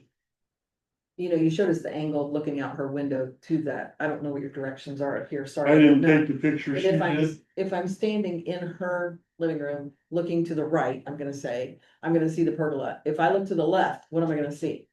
If you're looking straight out the window, If my vision is like this, I'm gonna see the pergola. What if my vision is like this? you're still gonna see the pergola. Did you see the photo that was taken from my window? It went on, it went over there. Yeah, I mean, I looked at it, but there was a lot of pictures. And then, you know, he was saying that there was a bunch of trees there when he came, so could you see the lake before, even though the trees Yeah, were because there? they were in their yard. It was right at the I mean- corner of my house. You don't have any pictures of Those that? trees Yes. were all the way up the property line, a lot of brush, a lot of, I think some of these pictures show all of those trees and all of that brush. Remember the one where you're talking about, where you were showing the rocks were not as close previously, as you said, Ken, is that the pole? I think you'll see a lot of garbage. This one here, this is the main one that I have, so. Yeah, so I mean, I've really cleaned that property up and been very courteous about the views. And that's what I come up with. And then from this, I don't know if this matters, but you've got mad or whatever, 31 feet tall, you said, that looks 30 feet tall to me, they look the same height. almost. I This said looks a little- close to it, I've never measured it, I Are have the no things- idea, are but they about I the same know, height? I know from reading the standards that that's the maximum. But I do know that it was so tall and so close to the road that the power lines, I'm sorry if I misrepresented that. It was just. The power lines were slapping the front, so they had to put taller poles in, Right. new The transformers. roadside of my house is not as close to the road. I have a full driveway. They do not next to me. He has to back in his garage in order to pull out and see safely. And actually Joe Vogel at their variance hearing, not his, for now, Joe actually asked the question, is there gonna be enough room to park safely off the street? You can't park a standard 4-door car between his garage door and not be sticking out in the street. You have to parallel park in front of it. That's neither here nor there. Right, exactly, but I'm just So saying, is there some kind of ordinance against an Airbnb there? yes, in the covenants, there's only two lots in the covenants that allow businesses, because they were existing businesses when it was adopted by the county, and if you're gonna ask me the numbers of the lots, I can't tell you, I'd have to go look. So, okay. All those homes in Sandy Beach are owned by the people that No, you can rent it. you can. When you do an Airbnb where there's somebody there every weekend, that's different, that's a business. Okay, I'm not arguing. I'm not either, I'm just explaining. On weekend, it's the same as renting. Yeah, and the IRS, that you gotta declare that as income. No, Yeah. he's saying, isn't an Airbnb the same, you're renting it every weekend, or you're renting it every weekend, you're just not calling it an Airbnb, isn't that the same thing, is what he's saying, I don't know. yes. I would think if you could rent it, I own the house and I rent it to somebody, Mhm. or he owns a house and has an Airbnb without a big billboard sign near my house, like, and that's. Mhm. But, I don't think how you could take away his right to use his property. Right. You can rent it. You can rent it month to month, you can rent it 6 months at a time or a year. But when you start getting into weekends, I think the IRS would have a different ruling. Well, on that's it. IRS, but not your. Right. HOA We or have no whatever. expertise with IRS. Yeah, well, like I said, I don't wanna go there, but you know, one thing I do want to say is the ordinance or law required everybody within 250 feet to get a letter. He's taken it upon himself to go all the way around the lake and make everybody aware of this. So my question to the board is, what message do you want to send? Do you want to send, go ahead and do whatever you want and then come and ask for a variance a year later? Or do you want to send the message, hey, you didn't do this, you didn't follow the procedures, so we denied your variance? To me, that's the choice that you have.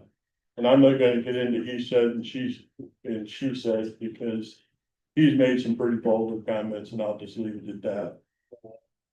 He has it tonight. We're not I know, judging. and that's fine, that's why it's not going there, but I'm just saying, he's made everybody. You just went there. Huh? You just went there. Yeah, Don't okay, say I'm you're sorry. not going there. Right. So do you want me to tell you what he said or not? No. Okay. So, He's been a perfect gentleman sitting here describing what he wants to do. Mhm. I believe. Is this true or false? That if we did say, take this down, Mhm. he could say, okay, I'm gonna go in 10 feet. And I'm gonna put up a pergola with, what do you call it, canvas, whatever, walls on it, and he could build that right there. True or false, legally? That was gonna be my I question. mean, I sort of explained that. I'm not sure that I could deny that as long as he's required. Right. The setback requirements. Right. There is nothing in the front and there's nothing in our ordinance that says that you can't build a walled structure within that area that would possibly block somebody's view. I Right. don't think that's what he's gonna do. He said he's not gonna do that. I totally think that's, But he That's has every right. right to do it. but he would. Now, I'm confused. And if like. Anyway, whatever. You said that the neighbor's shed is grandfathered in and our garage is grandfathered in, but no other structures can go in front of the house. I didn't. You said Phil's shed is grandfathered in, my lake garage is Yeah. grandfathered in. No, because it was asked where it was in relationship to the property line. It's closer to the property line than what it was. I said that was grandfathered in. Okay. It was more than, it was closer than 10 feet to the property line. Side properly. Yeah, exactly, side property line. Side. Well, look, just throw a little more of a caveat in here. Your new pole barn is in the front yard of your house, in front of your house, toward the lake. Mhm. There. And you, No, it's not in front of it's the house. between the lake and your house. The back of the pole barn is even with the house, and the front of the pole barn is set back about. House is 72 feet long, pole barn's only 40 feet deep. So there's, So it's in the back of the front, I don't know what you're It's in saying. the side. Side, of his oh, house. okay. Yeah, and you're 10 feet away probably, so you have no problem. no, as No. a matter of fact, I did Phil and Linda a favor, because right there where the double window is, Your by my daughter- porch. Your daughter, On the green one. No, on my house. Because it was done without a permit back in the day, there was a laundry room that stuck out. Into that 10-foot egress, so when I redid the house, I tore it off. So that Phil and I can still get down through there, there's 10 feet to the property line, he's got another 4 or 5 once you get past his carport, so we can. Access each other's backyard, you know. And like I said, even if he moves off the 10 feet. That's taking most of that pergola out of her view. Mhm. If he puts up a gazebo and gets it permitted and asks for a variance, whatever, I'm fine with that. This just can't stay there. So you'd rather have something not see-through, 5 feet over from what this is, than have this? That's what you're saying? She lives there, ask her. Well, I'm just telling you, It's all the time. we're tired of looking at this and knowing. That no permits, no variances, nothing was granted. And the only thing that we got accomplished was removing the pavers. And again, if he's putting up something with the roof and walls and siding, he's gonna be over his permeability anyways, cause Brian already said that 14 by 16 right there wasn't figured into it. No, but he had 319 square feet left. after he, That's if what it he would said, say, right. yeah, he's below He's below it. he's got. He's still, With the pavers? Yes, yeah, Oh, okay. that's what was discussed. with the pavers next, everything that's on the property now, I did not take in the area where the gazebo is. That is not figured in to anything. So if he were to have to move that and move it over 10 feet and put the pavers down, he could do that as long as he doesn't go over 319 square feet. That's huge. What's, on your daughters, what's happening What? on the west side, what's happening? That's the kitchen, I didn't know that's. That's my living room. okay, that's your living. That's what's And looking, this is If what you you just look out, can you see the lake, or That's does this building block it? About half of your building, what her window, building, huh? what Oh, window, you talking about the door wall? these two windows? Yeah, That's what you see when you look out there, but see how this is that, this is. but I was wondering what that was your kitchen. This is a kitchen, No, So- the kitchen faces Kenny's house. Huh? The kitchen cases. The dormer on the roof, yeah. That's east, yeah, The see kitchen's this below that. window right here? Yeah. That's the kitchen window. The windows and doors you see on the lake side are all living room. but I'm talking about this room to the west, west is down here. east Right, is if down- you're standing in front What's of that the room? far west side, you're looking at the garage. If you're standing on the right side of the door wall, you look right straight at the Okay. lake. And She this said that. And down to the poor beach. fella, all his windows look through his building. This fellow back here, Mm-hmm. okay, those windows are pretty much his exterior building is blocking all his. Mm-hmm. Yes. Yeah. And you got one post or two posts here, well, but they need to be over 5 feet. Two at a time. Mm-hmm. And like I said, we're looking at bare bones. You know, it's gonna get worse when you put furniture and a grill and all that, and then, like I said, they're right next to my beach, so.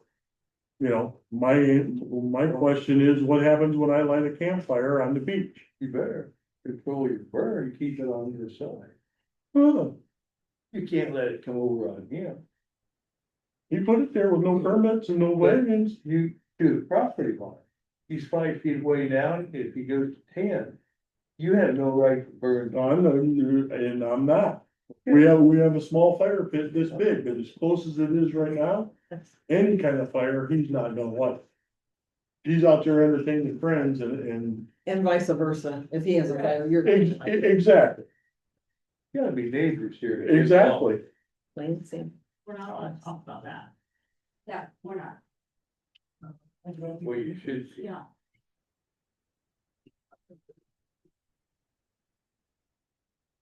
And I'd like to interject just real quick Yes. too. The plan commission did not tell him to move this. The plan commission ruled that this was considered a structure. That's what the plan commission ruled. That's all. They did not say he has to move anything. As soon as the plan commission ruled on this, we started sending letters. Because then that meant that he was be required to meet the setback requirement. That's where this started. So I just wanted to leave that there. Was And this when- the last plan commission meeting, or was this a year ago, or what? No, this was two Last ago, one, second. 3 ago, maybe, yeah. That's when I Last one. realized I needed a variance, and Right. so that's why I applied. What went into your decision to decide it was a structure? That's what I asked the plan commission to rule on. I said, look, when originally it was told to me was a couple posts with some pipe in between. I granted the same approval to Mr. Turklinger on his property right next door. Same thing, he put some new posts up on his deck. And I didn't make him come in for a permit for that. Now, obviously, it wasn't 4 squares, it was just 2 posts. With with one of the triangle, mesh things over the top of it to give it some kind of shade. He has that on the garage next door. That was all granted without any additional approvals because I didn't deem that to be a structure. This was soon after the same thing. I said the same thing. I can't, if I've not done it next door, I'm not gonna do it here. But it has evolved into something a little more, and he's said it. It's a little more than what he said he was gonna do. I'm It's willing to- obvious. I'm willing to put the pipes in there. At that point in time, then we thought maybe, like I said, the DNR was gonna, he might have to tear it out or do some stuff depending on where the rocks were. We were waiting on that. That's where, then, once that was done, we said, okay, I need a ruling on this to make sure what this is. Took this to the plan commission, all I asked was, is we considering this a structure? If we're considering this a structure, then we're gonna have to move forward with a different solution here. That's where we're at. That's how this came about. So they said, yes, they would consider this. I mean, I took it to the plan commission. The plan commission is in charge of the ordinance as far as that goes in most of that stuff. That's why I asked that board to rule on this. Did you have this letter, the one? No, about- I didn't have any of those letters. None of this was presented to the plan commission? No. This one convinced me it's not a structure, if it's not a taxable building. There's quite a bit, I'd say, there's quite a bit. If it's 100 square feet for us, we would deem it a permittable structure in Wabash County now. If it's considered a structure. Now, according to our ordinance, like I said, there's nothing that you can touch, that you can put on your property. According to this ordinance, it's not a structure. You can't put a bird bath in. You can't put a flagpole in. You can't put a mailbox in. We have, at some point in time, I had to make a call on that. We'd be strung up here. There's no way we could do this. This ordinance needs changing. We've looked at it, and this is something that we need to file all these exemptions from that list and say, we're one of the only counties around that doesn't have a list of exempted issues that would not be considered a structure. Now, once you put 4 walls up or put a roof on it, at what point does it come to the point where it's a structure? I couldn't determine that on my own. I asked the board to help me with that. They said at this point, I would say the way it's sitting there, they would consider it a structure. That's why we move forward with this. That's where we're at today. So that's where it's at. Now, as far as the assessor goes, we do stuff here where we permit things less that's 100 square feet or more. You could have a pump house that has a roof over the top of it that's a 5x5. We don't require a permit for that, but they can assess it. That what they just assess or deem accessible is totally up to the assessor's office. That doesn't have much to do with our office as far as that goes. We try to work with them on stuff like this, but it doesn't mean whatever we permit that they're going to assess or vice versa. Now, another part of this too, with that would be the fence concerns. The fence concerns, it's a cyclone fence. I understand that, but cyclone fence is a chain link fence. That's the only fence that's required. There's nothing in our ordinance that says it can't be black, can't be green, it can't be coated. There's nothing in there that says it can't be. It's a chain link fence. It's a 4-foot chain link fence. That's the only thing. Yeah, it's in the covenants. But you guys don't. In the covenants, that you can't put a chain link fence up? No, it has to be galvanized Oh, chain link fence, and it has to be, you can't use used posts. and we can't rule on something that, No. And I'm just going by what the new ordinance. The assessor, did I hear right or not, that if he puts the pavers down, then it is a taxable structure? It says something like that, it says. If it were concrete or wood, could pick up as a patio or assessment purpose, for assessment purpose, yes. Has to have a roof, to be assessed, Yeah. has to have a roof. The sand between the posts is also not accessible. If it were concrete or wood, could pick up as a patio for assessment purposes. And that's where my issues Good. came in, because there was no slats that would be considered what you would traditionally think as a purpose. You got 4 posts with some wood in between, and even the way it sits, I had an issue with calling it a structure. Per the ordinance, I mean, that's a tough call.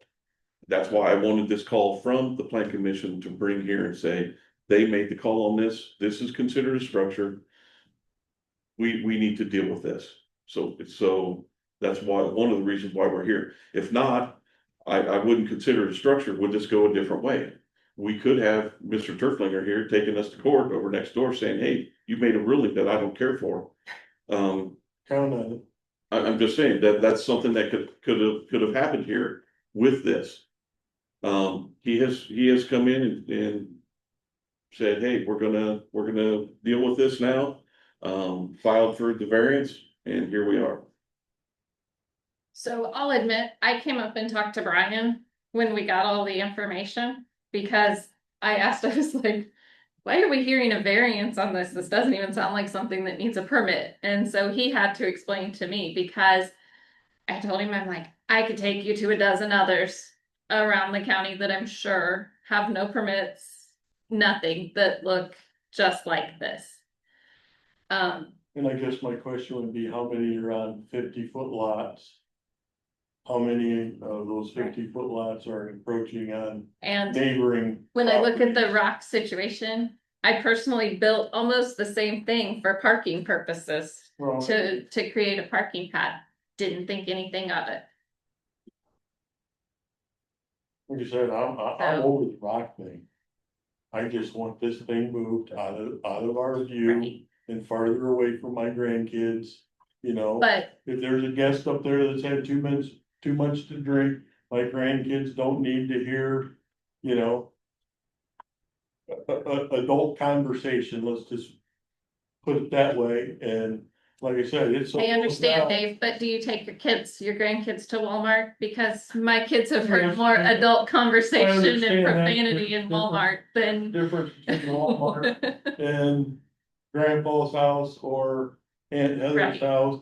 And to Joe's point, I wouldn't feel safe having a campfire now, so our rights to protest this were taken away a year ago. Because someone decided not to file for variances and building permits. And you can't plead ignorance of it because he was here and testified in the Rain and Poe thing. He's right in your minutes. He knew all about the ordinances and the side setbacks. He was here, he testified. So at the end of the day, all I'm asking for, if he wants to move it 5 feet, move it 5 feet. If he wants to swap ends and make it easier and put the thing over top of his beach and put a roof on it, I don't care. I just want it out of our living room window, and I wanna be able to have enough room to have a campfire without intruding on his space. Or anyone else that may buy it later. That's my biggest fear. It was already for sale once.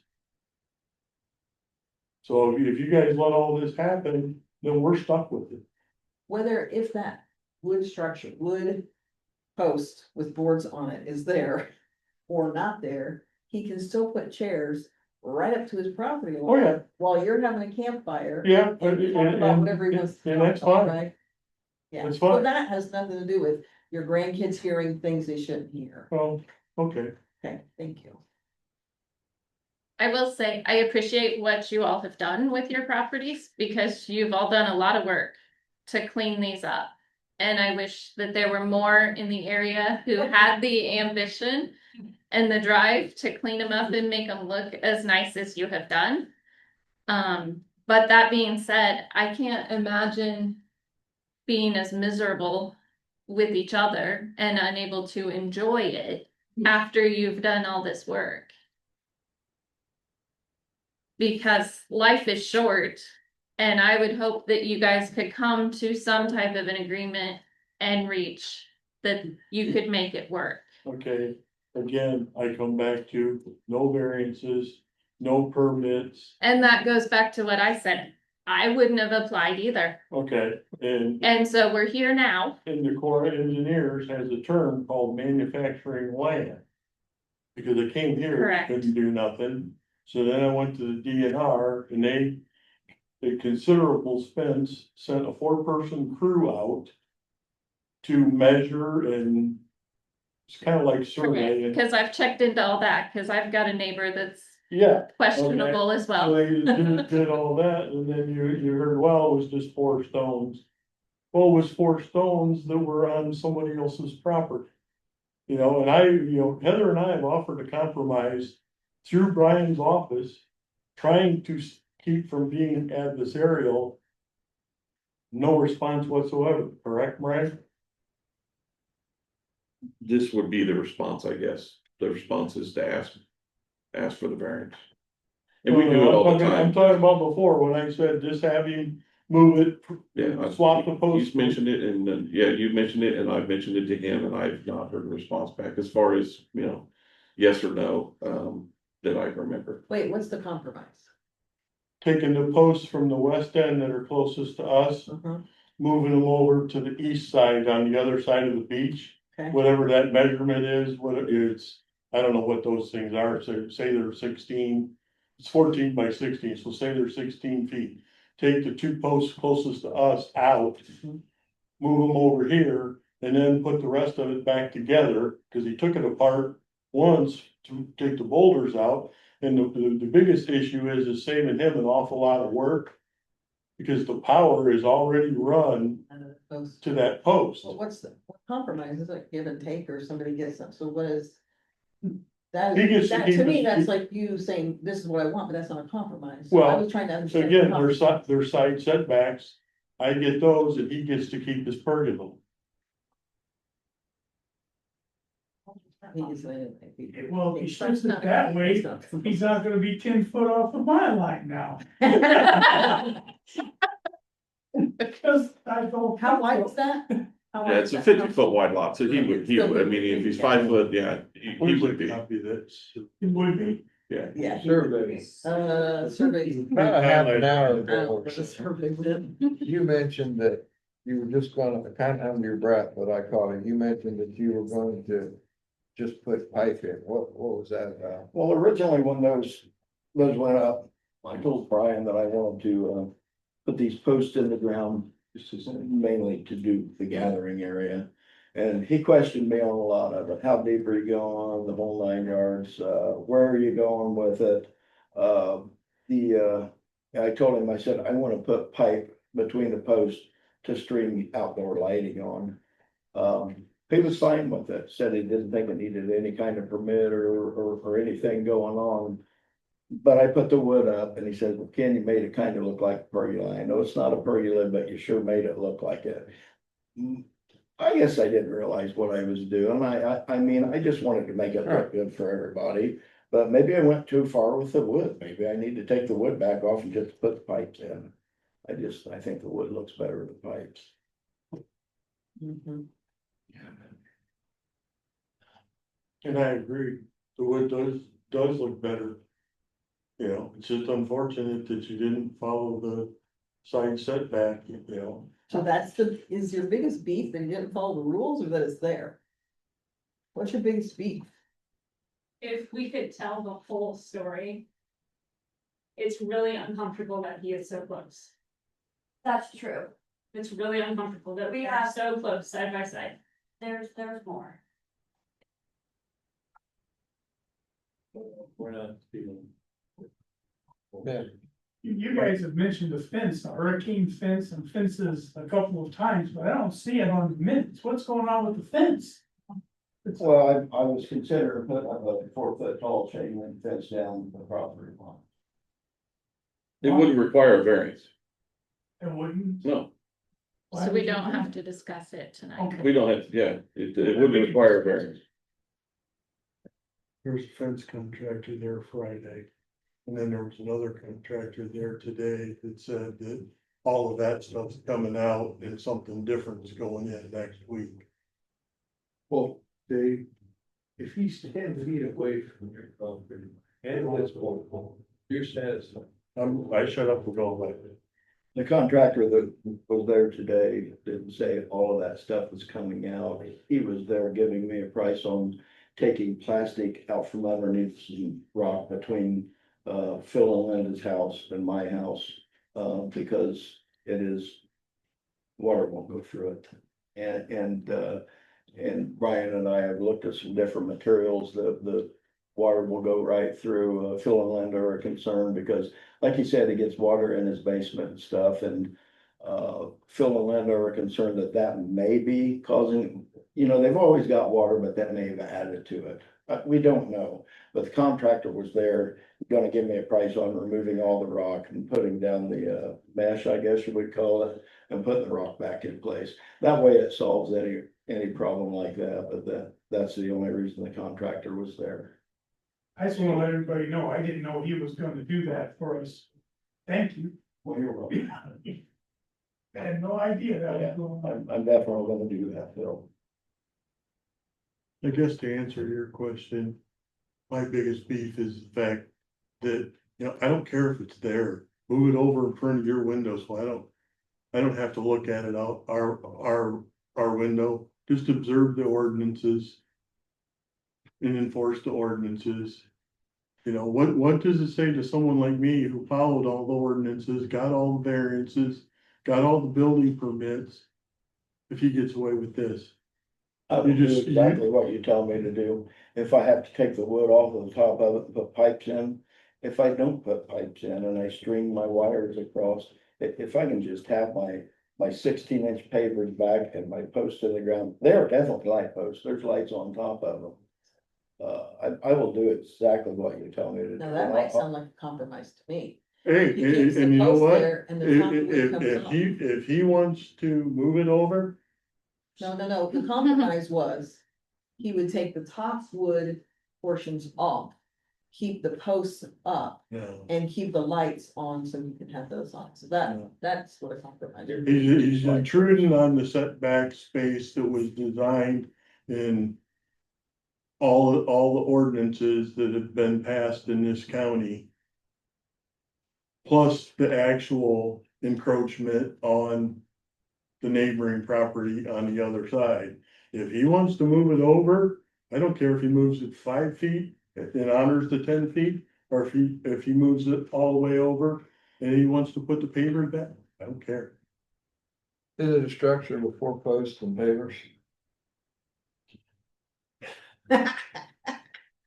See, again, that would again go straight back to, do we, a 4x4 post with a mailbox on the top of it? A 4x4 post holding up a light pole or light. 6 by 6. What is, It's 6 by 6. I'm just saying, I'm being real here, where does that stop? Once it came to the point where I thought it looked more like a pergola than it did, 4 posts with some piping on it, that's when my bells and whistles went off.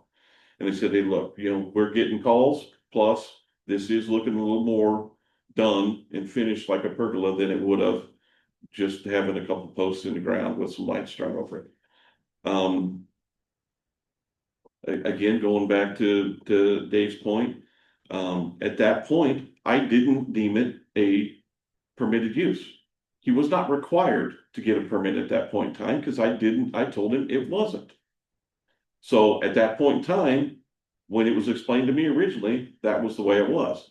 Now, once they got to the point where Mr. Turflinger started to bring up some issues with that, with DNR, with the patio, things got changed. I went out and looked at them like, well, wait a minute, things did change. We asked him to remove the pavers that were there because that would have been considered a patio that would have been too close to the property line. He removed those. The posts were left. Then at that point, we thought maybe DNR would make him take some of these out and he wouldn't be able to have them, and that would solve the issue. It didn't solve the issue. That's when I took it to the plan commission and said, we need a ruling here. This is where we're at this point. They said yes. We sent him letters saying, look, this is what's happened. If you want to keep this here, your options are, you have to apply for a variance if that's what you want to do. That's why we're here. It's 5 feet off the property line, 4.5, 5 feet off the property line, and he's asking for a variance to keep it there. Now, to your point, I don't know if you take the posts off of it, would it still be considered?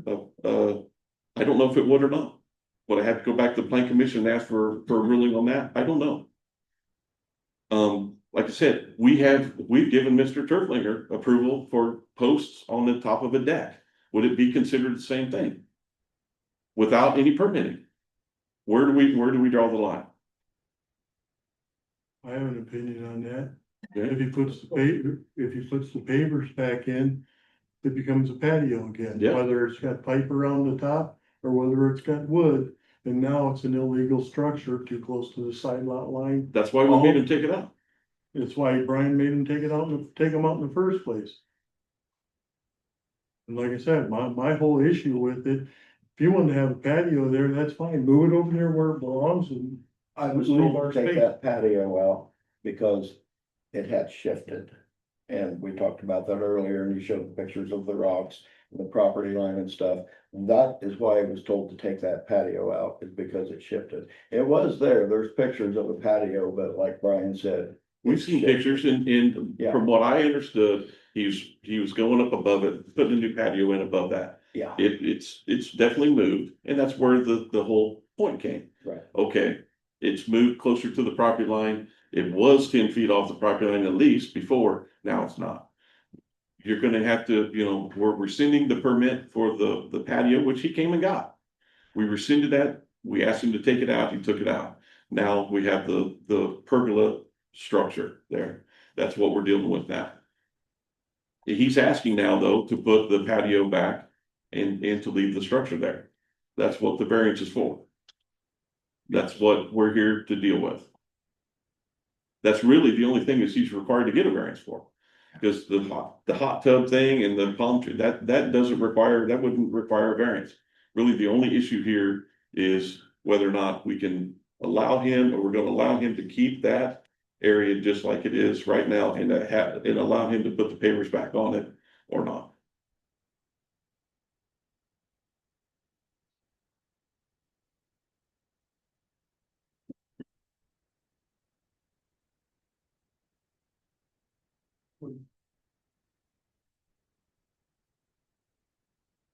Brian, I got a question. Okay, Say he leaves a square thing, but moves the 2-post 5-foot over this way and lets it hang out there like a.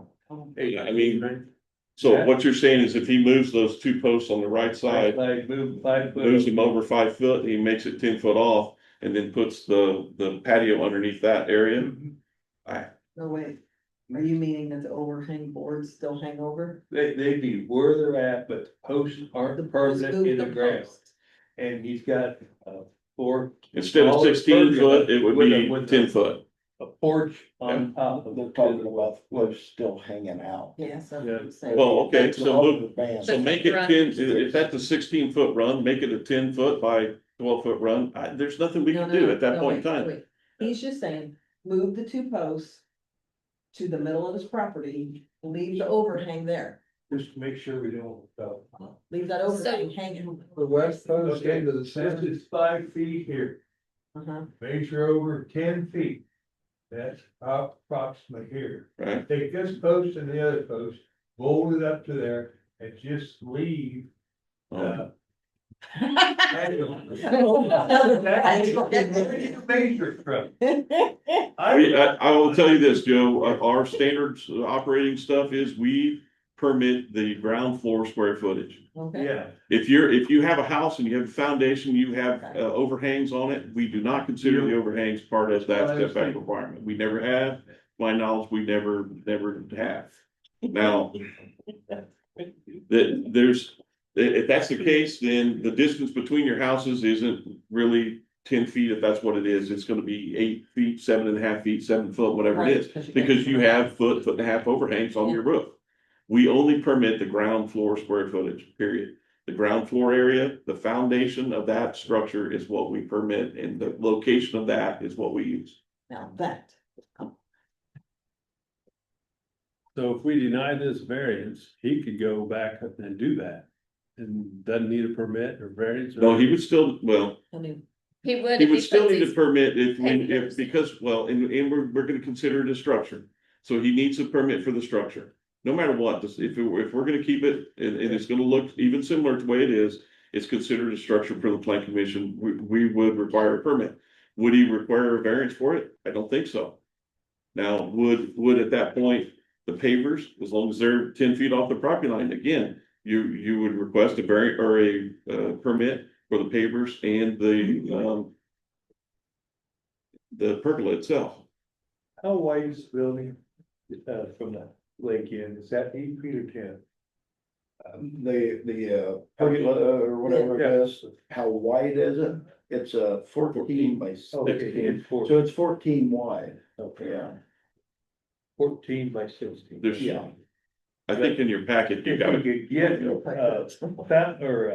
post on a 9.11 by 10, he's under 100 square feet. And the other would be over. Why can't the overhang be on his side? Why does it have to be on our I side? don't know, That's the because you're, land layout. you're post. Okay, but the structure is still hanging within the offset. There's supposed to be a 10-foot offset between the fence and the proper, between the structure and the property line. You know, and I don't mean to draw hairs here, but I'm just telling you, in your ordinance. There's a thing in there called spite fences and things that are done just to spite your neighbor. Okay. And that right there would be a prime example of that. I think it's like, in my opinion. Dave, if I wanted. You haven't to lived spite next it, I door would to have him. Never tore down all the trees and cleaned the area up. I'm not looking to spite anybody, I'm just happy. When you gonna Looking to fix, have a little happiness. when you gonna fix a Wait, fence that you're tree, Talking to us. I'm sorry. You guys keep going, chit chat. Yeah, no, that ain't it. Like I said, I came here for a reason. I've been here, you know, I kept asking for updates, asking for updates, asking for updates. It's taken a whole year. Can I make a proposal? Yeah. Yeah. Don't do the pipes, take the sticks off of it, leave the boards in the ground as light posts. We all know that's legal. When it comes to the patio slab. Set it down to 4 slabs. Smaller than 100 square foot, separate them with gravel or pea gravel. I've seen that done in bigger cities everywhere. Grass in between them, pea gravel, anything in between them. Therefore, they don't have to have a permit. Just go, I got a picture of it right there, just go right down the center and cut out a patch and right down the other center and cut out a patch. And then I'm totally legal and probably don't even need a permit or a variance for any of this. I just don't know what to do. That's taking the top boards and the angled boards out of the picture so they don't have to look at them. But if I don't get approved for this, I could go out there and pop up a light post. I could put a mailbox back there, anything on the post. You know, I don't want to be spiteful. I'm just trying to get something decent for that property. Just something decent for it. Can I get someone on the board to ask him a question why he built it there in the first place since I'm not supposed to? Well, Dave, I don't know where else I would have built it. It wouldn't make sense. The little beach area is Gary and Marthin's walkout basement. They had that there. Well, I don't know why I would put it over that. I wouldn't want to put it over the dock. I don't know. Is there something else you got in mind? I mean, where would you have suggested on it? I'm not trying to be hateful. I'm just asking. I just don't know. It's.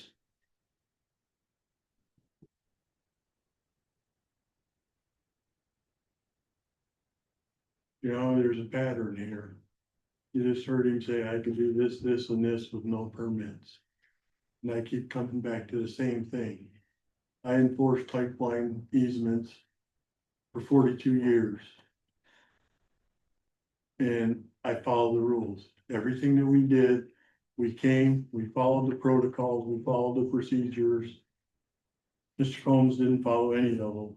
And now he's in here begging for, I don't know what, for a variance, I guess is the proper word. And I just feel like you ought to deny it.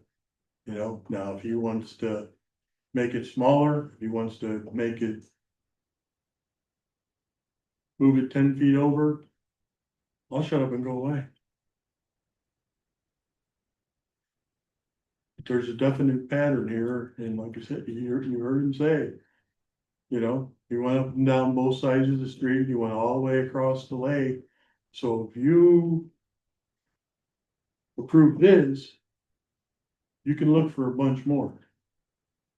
Because right now, there's only one, and it's on part of a portable dock, that's why it's legal.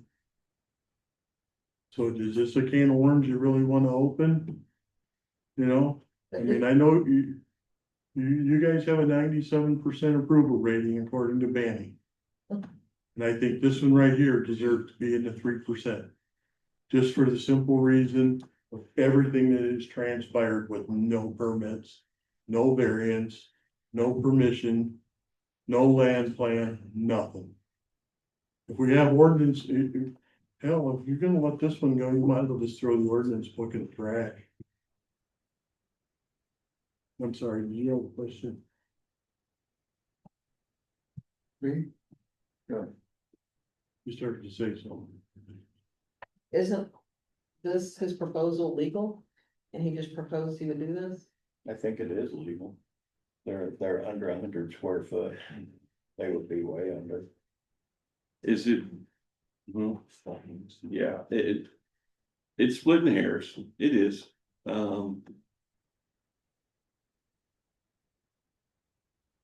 Does our ordinance say you can't do it? I don't think it does. But again, is it maybe not the nicest way to go around it? I don't know. This is the stuff that's not specifically in the ordinance and the reason why we're here tonight. Mhm. This is it right here. I don't see anywhere where it says he couldn't do this because our ordinance is specific to, it's 100 square foot. And if these are 4 separate patios with 100 square foot, how do we do it? Right. It's not specific. It doesn't say that they can't. The ordinance requires a permit for that. Now, would we still, because it's considered a patio, no matter if it's 5 foot wide or 2 foot wide or 10 foot wide, consider it a patio, which would mean it's considered a structure of some type. Just because we don't permit it doesn't mean it's not an accessory structure that would require a setback requirement from a property line. We say it all the time. No, it's not, but it still requires the setback requirement. You want to put a 10 by 10 or 10 by 8 patio in, that's fine. You still have to abide by the setbacks. You can't be within the setback requirements. It's still considered a structure per. But then again, you can go, okay, mailboxes, flagpoles, where do we draw the line? There is nothing specific to this. That's why my proposal, and I brought it to the plan commission, was anymore, but we haven't passed it. It's not done. Anything that you put within 75 feet of the top of the bank of the lake, river, green, stream, creek, it doesn't matter, requires a variance if you want to put something within 75 feet of it, period. That way, every one of your neighbors knows, here's the plan. This is exactly what we're going to do. If you deviate from that, it's a zoning violation, period. Our ordinance doesn't say that now. That's not how that's written. There's nothing that says, just like this, I gave him the okay because I thought this was 4 posts. I know Dave keeps saying, hey, he's not done, he didn't come in and get the permits. He asked for the permit. He asked if he needed one, just like you asked if you needed one. And I told him no, he did not need it. But that's not what he built. So after the fact, here, we've done something different and we've dealt with it since then. I've always tried to let people deal with this, just like we let him go for a couple months waiting on DNR to rule on his stuff, hoping that would take care of this. It didn't. Do I want to drag somebody into court over this every single time for something like this? I wanted to wait and see what had happened. That's why we waited a little time, gave them some time. It didn't solve the problem. Here we are. So we've dealt with it as quickly and as we could in this case. But again, we didn't think this was a structure. Can I offer a proposal? Good compromise? I think so. Okay. I'll help you. Let's take the 2 west posts out, put them just on the other side of your beach and put an overhang on both sides. You keep all your lights, you don't have to move your power. If I put it over in that area, it's gonna block Phil and Linda, because if you look at their back window where it sits right now, it's just gonna block them off something terrible. No, it's not their windows under it. Look at their gutter and You look at the know, bottom when of they're on their your. back porch and I see them back there an awful lot, they like to. I understand that, but if you look at their gutter and you look at the top of their door wall. I don't really want a pergola over top of my beach. It wouldn't make much sense. Okay. I mean, just in all reality, it wouldn't, Dave.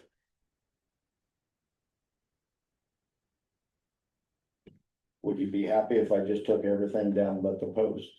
That would open your view up more than anything. All of those side runners, all them side pieces of board would be gone. The angled pieces of board would be gone. I'd happy to do that if that would make you feel a lot better about it. I think it's gonna make me feel better is you following the rules and moving I them mean, posts over. the thing is, I'm sitting here, your wife is sitting here saying, we both don't feel comfortable sitting on top of each other. So I don't know why we keep, if you feel the same way I feel, then why is it sitting there? You guys are on top of each other anyway. Yeah, these Or are we might be on top of each other, but this. 50-foot wide lots. You have no choice but to be on top of each other. every property I think up there. Just go back to those light posts and they can be light posts. And the only reason I put pipe or wood between them was to keep them from bending and bowing, and really looking bad and having to change a post out every year because it bowed real bad or something, but. You live there, what do you wanna do? We're never going to come to an agreement. They need to make a decision. I do have one question.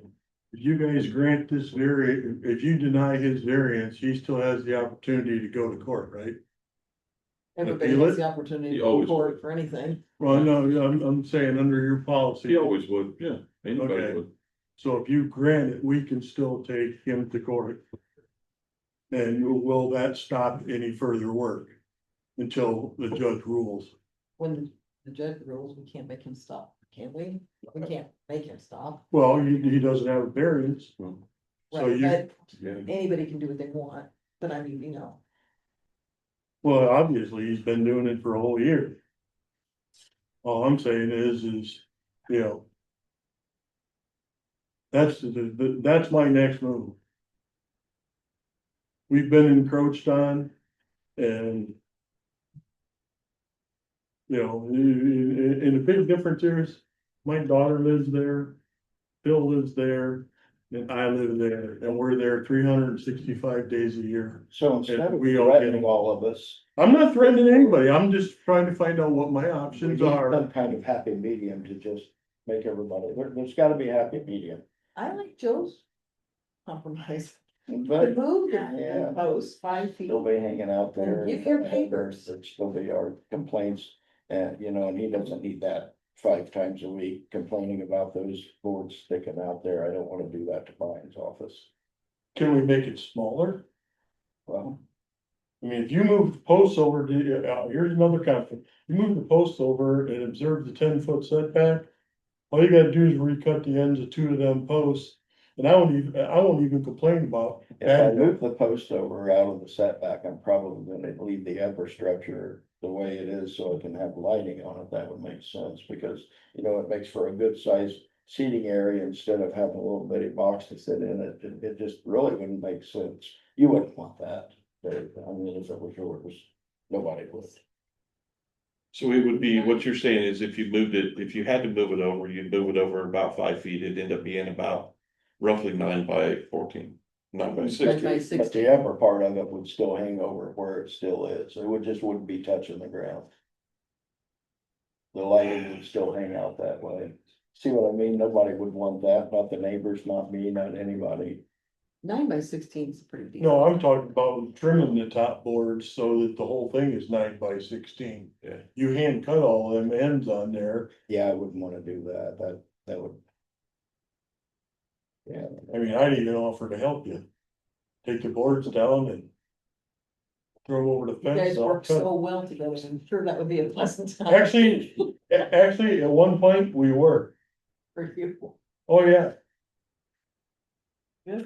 Him and I are the reason our beach area got cleaned up. Well, I'll give him credit where credit's due. I didn't have anything to do with that, Dave. Yeah, you did. You rented the lift, you brought it out there, we used my power Yeah, the washer, beach area. you know.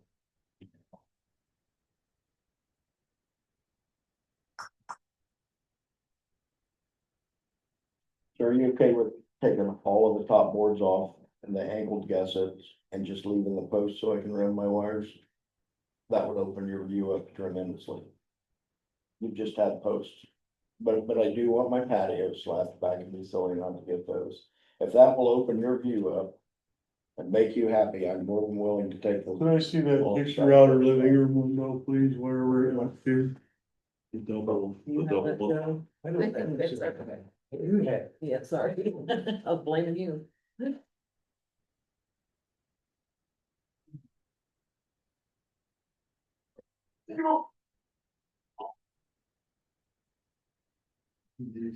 That's what they're doing. He's still not taking. Are you taking the cross braces for the upper pieces off too? Every single one of them, Dave, just 4 posts standing up. You can shoot me on your side. What are you gonna hang your lights on? just from post to post.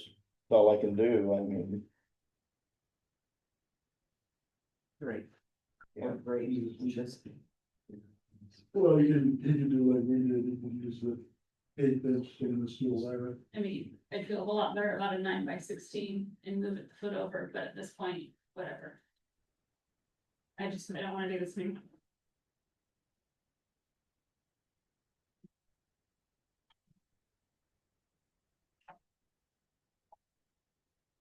Did you hear?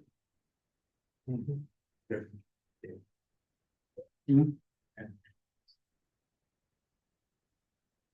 So what you're saying is take everything except for the 4 posts, the 4 corners down, even the angle brackets. right? And just everything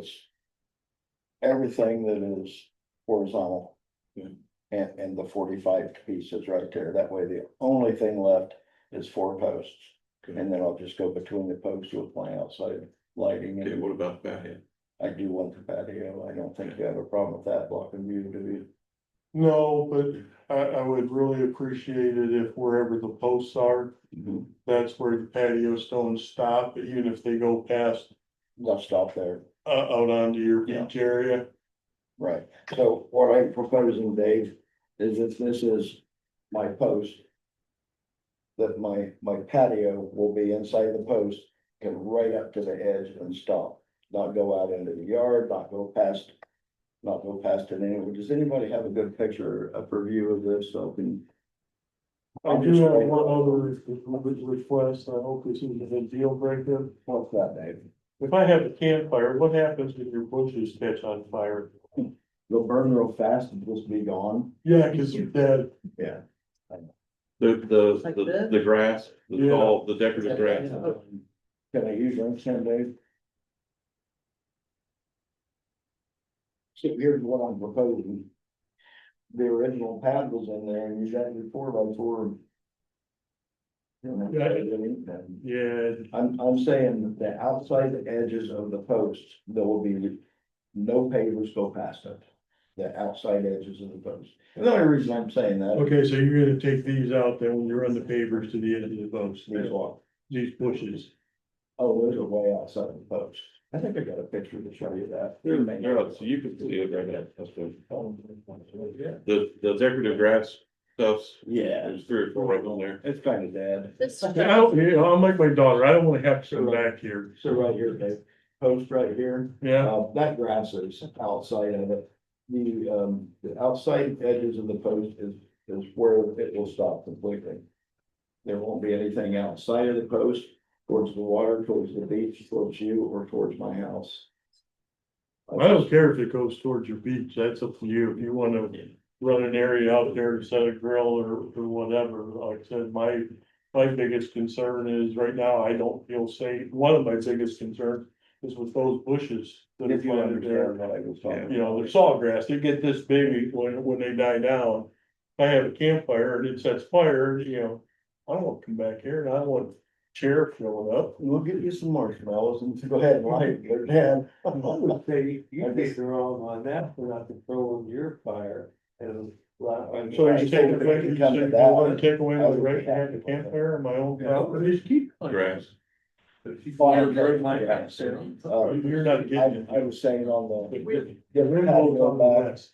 get the patio back. That's his take patio off area. Everything, So I go out there being an asshole. and that way we just got 4 poles and lights run between them. And all the smoke and the heat's So going right if there. Dave's happy with Yes. that. I'd be happy Or if the with wind's that. blowing out I'll of the east, just- he I'll does get the them same stuff thing for me, down from there.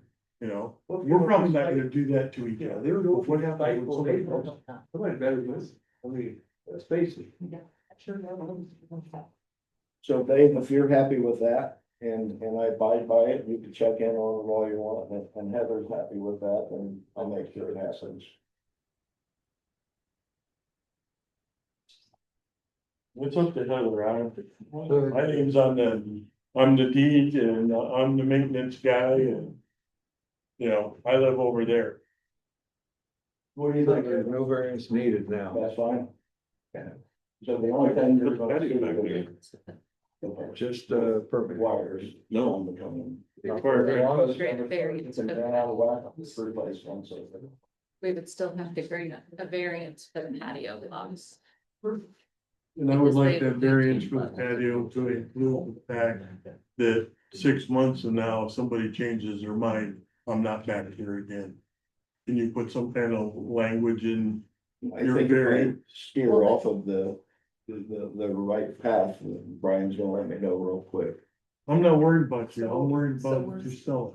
Oh, I see what you're saying, I'm not. You know, it's in the variance, it becomes So Part of 14 by the rest of 16 the- did not extend past the post. And your 14 by 16, Yeah, interior or exterior? I believe the 14 by 16 is exterior, Okay. so I would exterior actually have to cut the measurement notch from the out of the post, tile to. patio blocks. Which according to the survey that's there, puts it 4.5 feet on the the side closest to the house, and then 4.8 feet out, so the variance request would then be for between 5.5 feet to 5.2 feet, something like that, to take in the fact that it would be the distance too close to the property line for the patio, which it would, at that point, obviously be considered a structure that needs to be within those setback requirements and also get a permit for. And a Do variance. you understand and agree with that? What did he say? No, you, yeah, Huh? Did he say? you, I'm asking you. Oh, you still putting What was the measurements off of the property line? the 5. down, I'm still gonna have. Because I measured to the center of the post was 5 foot, so the outside of the post is probably. They do, more. you have it down there It's down somewhere, here. What do you The need? survey, that copy of the survey.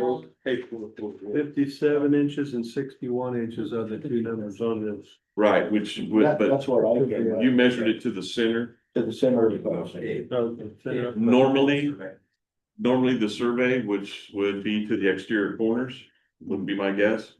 So if the surveyor did it, they normally would measure to the outside corner, the closest corners to the property line.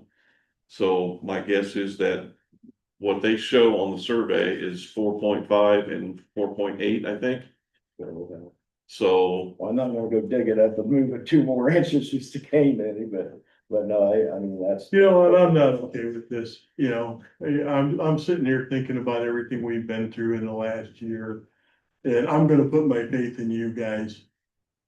He didn't pull a variance, he didn't pull a permit, the only reason he pulled permit for the patio stones in the first place was after I called and told Brian that it was bigger than 10 by 10.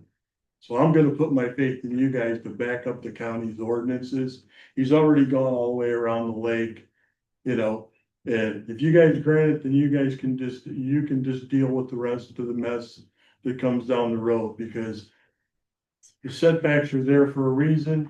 We have the right to be able to sit in a lawn chair on our patio, and, you know, I'm sorry, I can't go along with this now. She's the one making the payments, maybe she's got a different idea, but she's asked 3 times already for you guys to just call the vote. He's encroached on that neighbor, he's encroached on our space. You know, he encroached on the lake, you know, and you got mad at me because I turned him into the DNR. Well, he was stealing property from the you citizens guys of want him to Indiana. read too. You okay with that? Done.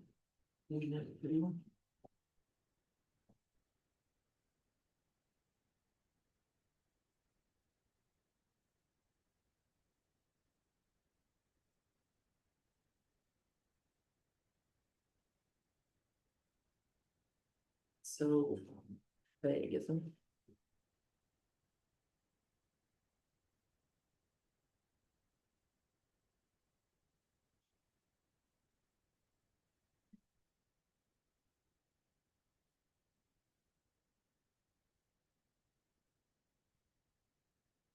Are you guys voting on the motion that I read or? No. Okay. No, I just asked if I could see the wording to what we have to consider.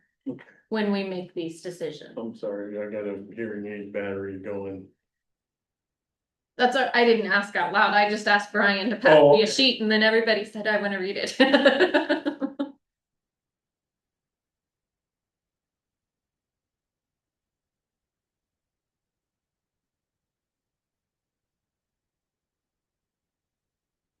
Do we need to share with everybody what it is we have to consider in making this decision?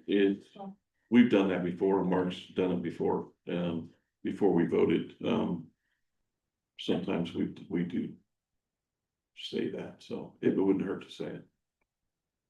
Okay, on our finding sheets, we have listed agree, disagree.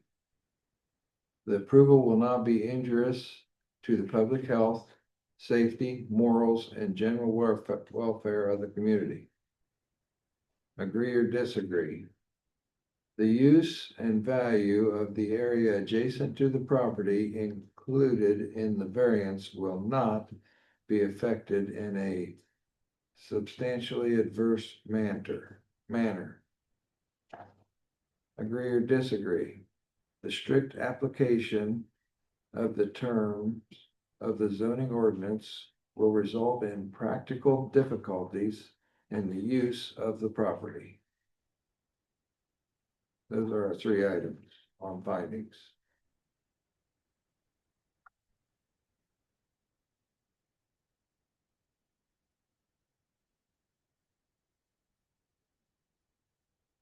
Do we get to comment on that or not? And that's just what it is on our finding sheets. That's state law. That's what's required to be done by per state law. That's what we go from.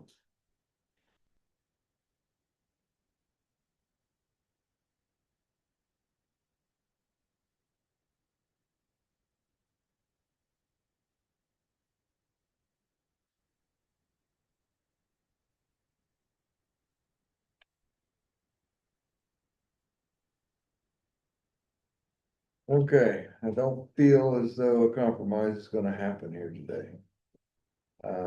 We saw a little light there for a little bit, no longer see that light. So. The nature of the variance is the variance from the development standards to place 2 posts. Patio pavers, hot tub, lighted palm tree. Less than the required setback from the property line.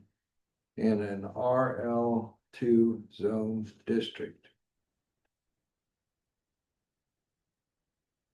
So That was per his original request, so he said he's not gonna deal with the hot tub, which wouldn't have required a variance anyways. Or the palm tree, so those items shouldn't be a part of this anyways, they were just part of his original application request, and so we placed them in there. Okay, before I call for a vote, again, the audience, is there any more questions on this item? Do you or you have any more questions on No, this item? I'd like for us to get along on this, that's all I would say. I mean, I wish I could do something to make Dave happy other than. It's not me, man, it's my daughter.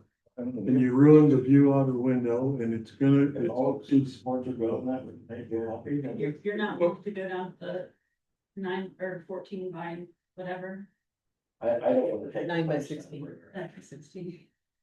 I mean, I'd be more than happy to take all of the upper wrap, wood off of it and all of the enabled pieces of wood or just leave the 4 posts. And not put anything else back up there, just the 4 posts by light. I mean, if that makes you happy, I would be more than happy to do that. And you know, this makes me happy, but my issue with that is it still puts his patio in the setback space. That was reserved on these 50-foot lots. You know, like Phil said, to protect us, the guys in the middle, Ken's between Phil and Heather and, Ken's between. Phil's between Ken and me, and that's what these ordinances are for. And I feel like, in my experience, looking out her window at that. detracts from her property value, and that's the main reason for having ordinances in the first place. You know, and I just feel like we've been robbed of our rights because of the way he went about this. I mean, you saw the pictures. Yeah, you know, I'm not gonna keep beating the, you know, I mean, he had an excavator in there, completely rebuilt the backyard. With no permit, no variance, no nothing. Then he got in trouble with the DNO. Cause the county couldn't do anything, cause it was on this side of the water line. So, like I said, I think that's where my struggle is. I hear him that his beach is there, but he rebuilt the whole thing. It was a massive hole. He could have put that beach right where it was and put his patio where his beach is. He chose not to for a reason. So that is my struggle. I hear you. It doesn't make sense to put it over your beach. Your beach wasn't there. Your whole backyard was a beach when you started this project. And we have That's my pictures struggle. from 23 that show that kids swimming in the water in those pictures. It shows all of exactly what that was in 23. And that was before I bought it. Gary and Martine and I shared that section of beach before. Where the patio was pushed over, she had a path to come down and park her kayak. And we shared that part of the beach that was on the property line. and So, again, he's, you know, when Brian went out there. On the patio thing and found out it was bigger than 10 by 10. Brian told me. That Ken told him that the old one had gotten destroyed by the dirt and the silt and all this stuff. You know, and maybe it did, maybe it didn't, but he dug through it with an excavator, So, you know, and he didn't put it back in the same place. okay. He chose to put it right up on top of us. So, but if we approve this, the approval will not be injurious to the public health. Safety, morals, and general welfare of the community. It will not be. So, But it hurts our property value. On number 2. number 2, the use and value of the area adjacent to the property included in the variance will not be affected by in a substantially adverse manner. Substantially. What is substantially, right? Substantially meaning one thing and means Let another. me ask you a Pushed question. that place up so much, all the trees I Yeah, took out. and he did clean the place up, I'm gonna give him that. But the view, a woman's view out her window is one of the most sacred things that there is, especially her kitchen window. Some women, okay. Okay, some women, okay? And to me, this is, you know. This is kind of like a flag that didn't get thrown in a Super Bowl championship game before they had instant replay. There's a definite pattern here that can be proven. And I'm just asking you, don't give them a pass. If he wants a patio, I'm fine with the patio. If he wants a pergola, I'm fine with the pergola. Move it over there. Well, what are we looking at? Is the beach in the same place? So this is the 23 picture that one of you mentioned, somebody mentioned. Yeah, that's before I bought. Before he bought the place.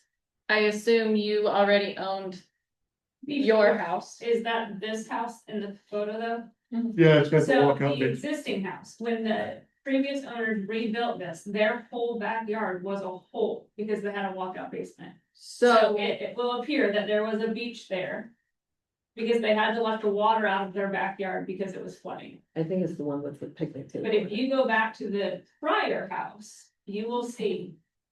That their patio was pushed over and we shared the beach area. No, there's a picnic table. when you're talking to me about view though. And I compare these. And you talked about female I can't see you with your bug, okay. and how much they like their view. I get that. I built my house out in the middle of nowhere because I didn't want to see anybody. That's where my next one will be. My little brother's my closest neighbor and I built so that all I can see is his roof. And that works for us. Mhm. He may be listening, I don't know. So, But when I look at these,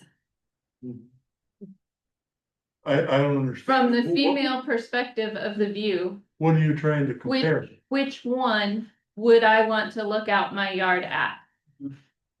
If I have neighbors close to me, Yeah, which one of these would I prefer to look out at?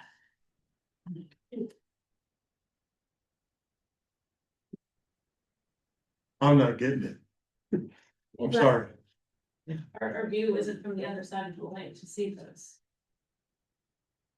Right, you're looking at this picture with the kids in the water is from the north side of the lake looking south. That other Okay, one, I don't have the view picture. But if the view catches this, then the view is going to have caught some of this as No. well. the houses are side by side. Then how is this in the view, but none of this was? The picture is shrunk down. There's the. Window view. I think what she's getting at is the trees, the trashy electric pole that he took out, all that is gone now. He's improved it to improve the view. I think I see his head nodding back there. Some people agree that he's improved the view. Yeah. You're saying it's terrible. He's put a pergola up, so. she Because has to it's fix right it. in front of our window. There's supposed to be a 10-foot setback. I've heard this all. He is so close to me. If we had that 10-foot setback space, we can, But essentially, Dad, I'm gonna, they're done. They've decided, just back here. just Okay. because the post is there doesn't mean he's not gonna be on that 5 feet or 10 feet between you and him, or not between. But he's can still be in that 10 feet and stand there and sit there on a chair or whatever he wants to do, so you're Exactly. still on top of each other. exactly, Okay, but he's wanting to make this a party gathering area. Yeah. Just a question, you don't have any picnics or parties? I'm just asking. He Yeah, does. but I don't have them right up against, there's a partial fence there. We stay over by the garage, that's where our grill is, that's where the smoker is. The only thing we do down on the beach is have a campfire when the kids are done swimming. And like I said, he had 50 foot there, why did he pick this 16 feet right next to us and encroach on our 10-foot setback? I think it was just the lay of the land, but whatever. So my struggle to you guys is that I wanna uphold the ordinance. But I also I think it looks great. And I think if you look, you can make a view out a window, look one way, or you can turn your head and look the other way and see the lake. Or tear down your shed out back until you can see more of the lake if that's what you wanna see. So that's my struggle. And I agree, it looks great. I just don't like where he put it. I think I made that ultimately clear. And if we would, and if I sound antagonistic, I have apologized. We've been dealing with this for over a year.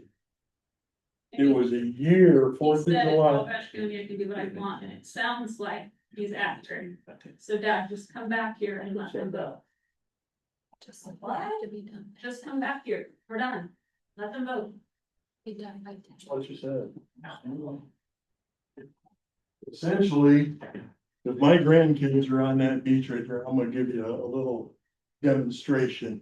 If my grandkids are on that beach right now, what he's done is done this, and then he's gonna sit there and glare down at my teenage granddaughters. Oh my gosh, oh my God.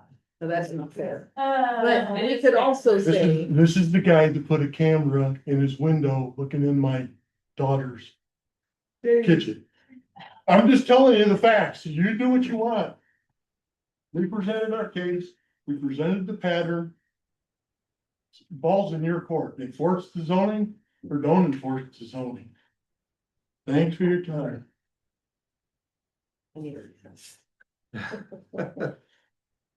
At this time, we're gonna close and proceed to a vote.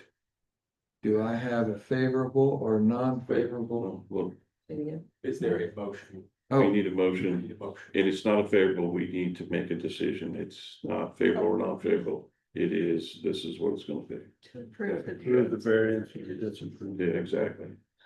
Okay, Yeah, so I need a motion to approve or disapprove. All right, the variance. the variance, which would be to allow or not allow the structure that's there, and to then allow him to add the pavers underneath of it. That, to my knowledge, would be the best. The palm tree and the hot tub, according to what he's shown on his drawings, would not require variance. Neither would a fence, as long as he keeps it on his property. So the only thing that we should be looking at, if this is the case for his application, is this section right here.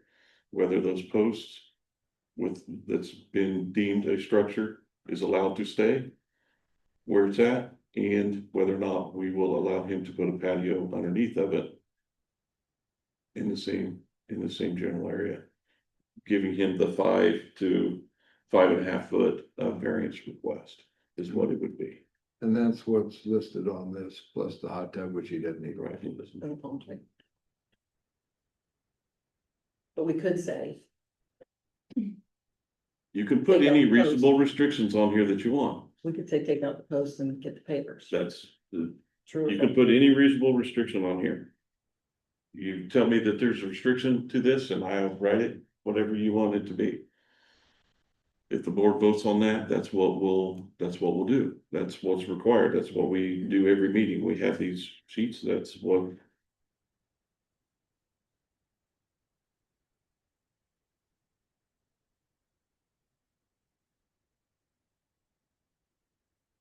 Did you have a, Yeah, okay, what happens if we go past 10? We can't. We're not, it had to be tabled. We're not supposed to go past 10 o'clock.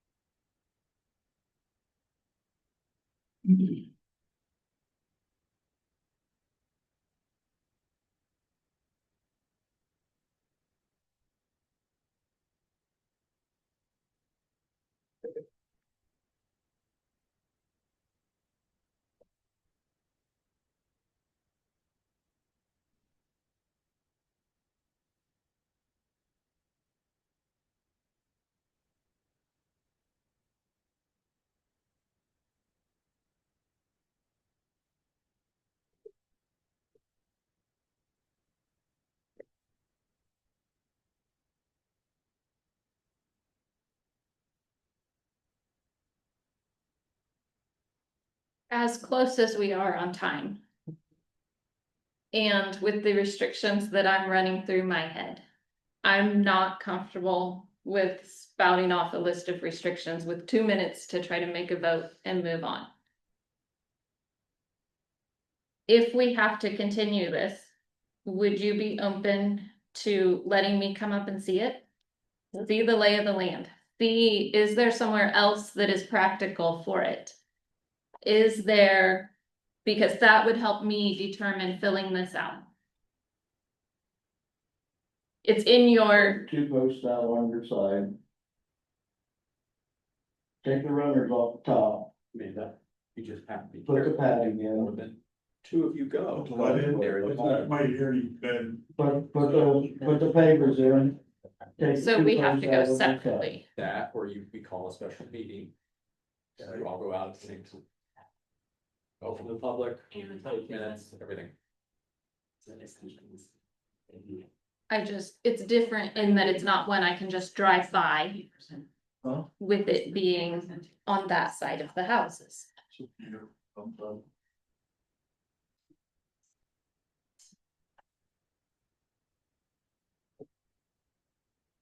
So what would be left other than the papers? 2 posts on my side. How close to the paper is gonna be? Right, exactly where the posts are at. 16 by 14.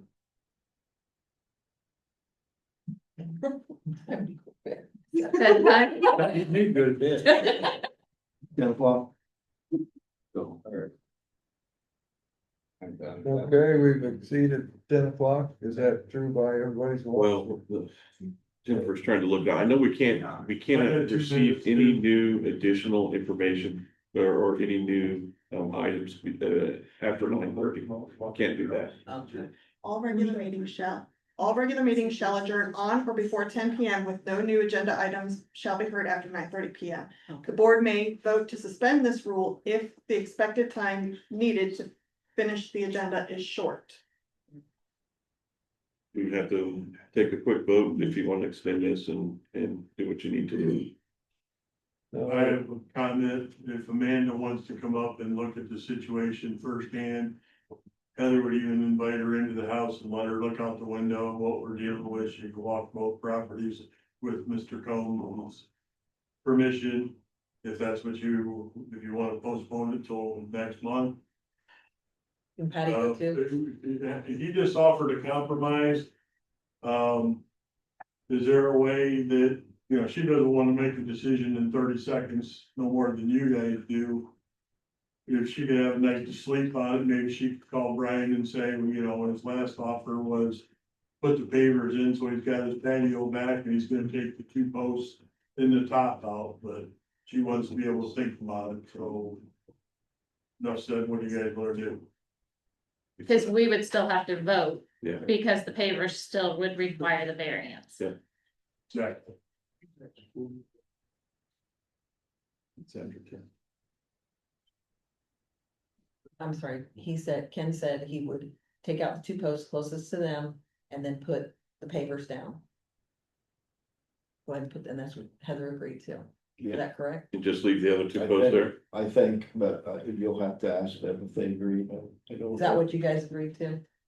She said she. Said I really was comfortable making a decision in Oh, 30 okay. seconds, Okay, unless I don't know. My hesitation is what's going up in its place. well, nothing can come up 10 feet, right? Nothing can be there 10 feet closest to you. After that, you have no say. And neither do we. At the end of the day, it's like she said, he can park, he can park a low seat there right next to the beach if he wants to, there ain't nothing you can do about it. So he wants to do Yeah. So are we it. tabling? Sounds like we're gonna keep going. How much longer? How much longer can we? Can, No, everybody either has to vote to extend it if it's gonna be short or table it till the next meeting. The Yeah. issue at discussion or the rest of the meeting? The rest of the meeting has to You end. do a bunch of lights. No, I I'm mean, gonna we have to propose go that through all Take it then.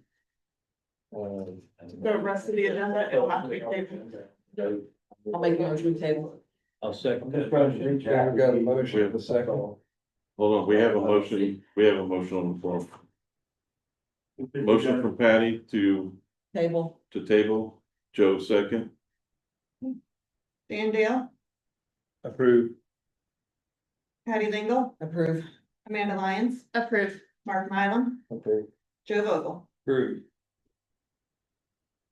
So 2 of us can go, no more than 2. Yeah, At a time. no more than 2 can be there at a time or it's considered a meeting. So if you want to go up there and you want to take a look at it, we can get some contact information from everybody, if that's okay with everybody. Yep. And pass that out, but just make sure you're not more than 2 of you at a time, so that we don't consider it a meeting. If I did. I need all the pictures, documents that you have related to this, You have to get on not your, record. necessarily your agendas or anything, but all of Brian. those that have been passed, I need to keep those. Right. Yes. She's gonna sleep on his latest offer overnight. Okay. If she decides to. I currently have a computer one, it's not gonna sleep, my wife is out of town, so Oh, for the. I make a motion. Thank you. Adjourn. All pictures come this way. These are the. Yep, Everything? everything. Do you need my hand? Not this, The next- no. For Not that, just the all next the meeting photos is that are passed July around. 22nd, same place, 7 o'clock. You can all Mark, be here. do we have to re-advertise this meeting? What if I wrote? Since it was tabled here with everybody and What'd you say? And then not just continued, if we tell everybody when that is. Yeah. You just make sure everybody knows, we're required to let you know our next, July 22nd, 7 p.m. right here. that's our next Board of Zoning Appeals meeting. So that way we do not have to re-advertise and do everything again through the newspapers and then mailers and everything else. Thanks for your whole evening. I need a Appreciate motion it. for adjournment. We need a motion for adjournment, Stan. So Oh, you did? I didn't hear you. Sorry. I motion to adjourn. we're all in I favor. heard Joe say it. Brian, you have all this information. Hey, Yeah. I wanted to say that No problem. you said something about it didn't affect, Thank you. didn't affect us immediately with the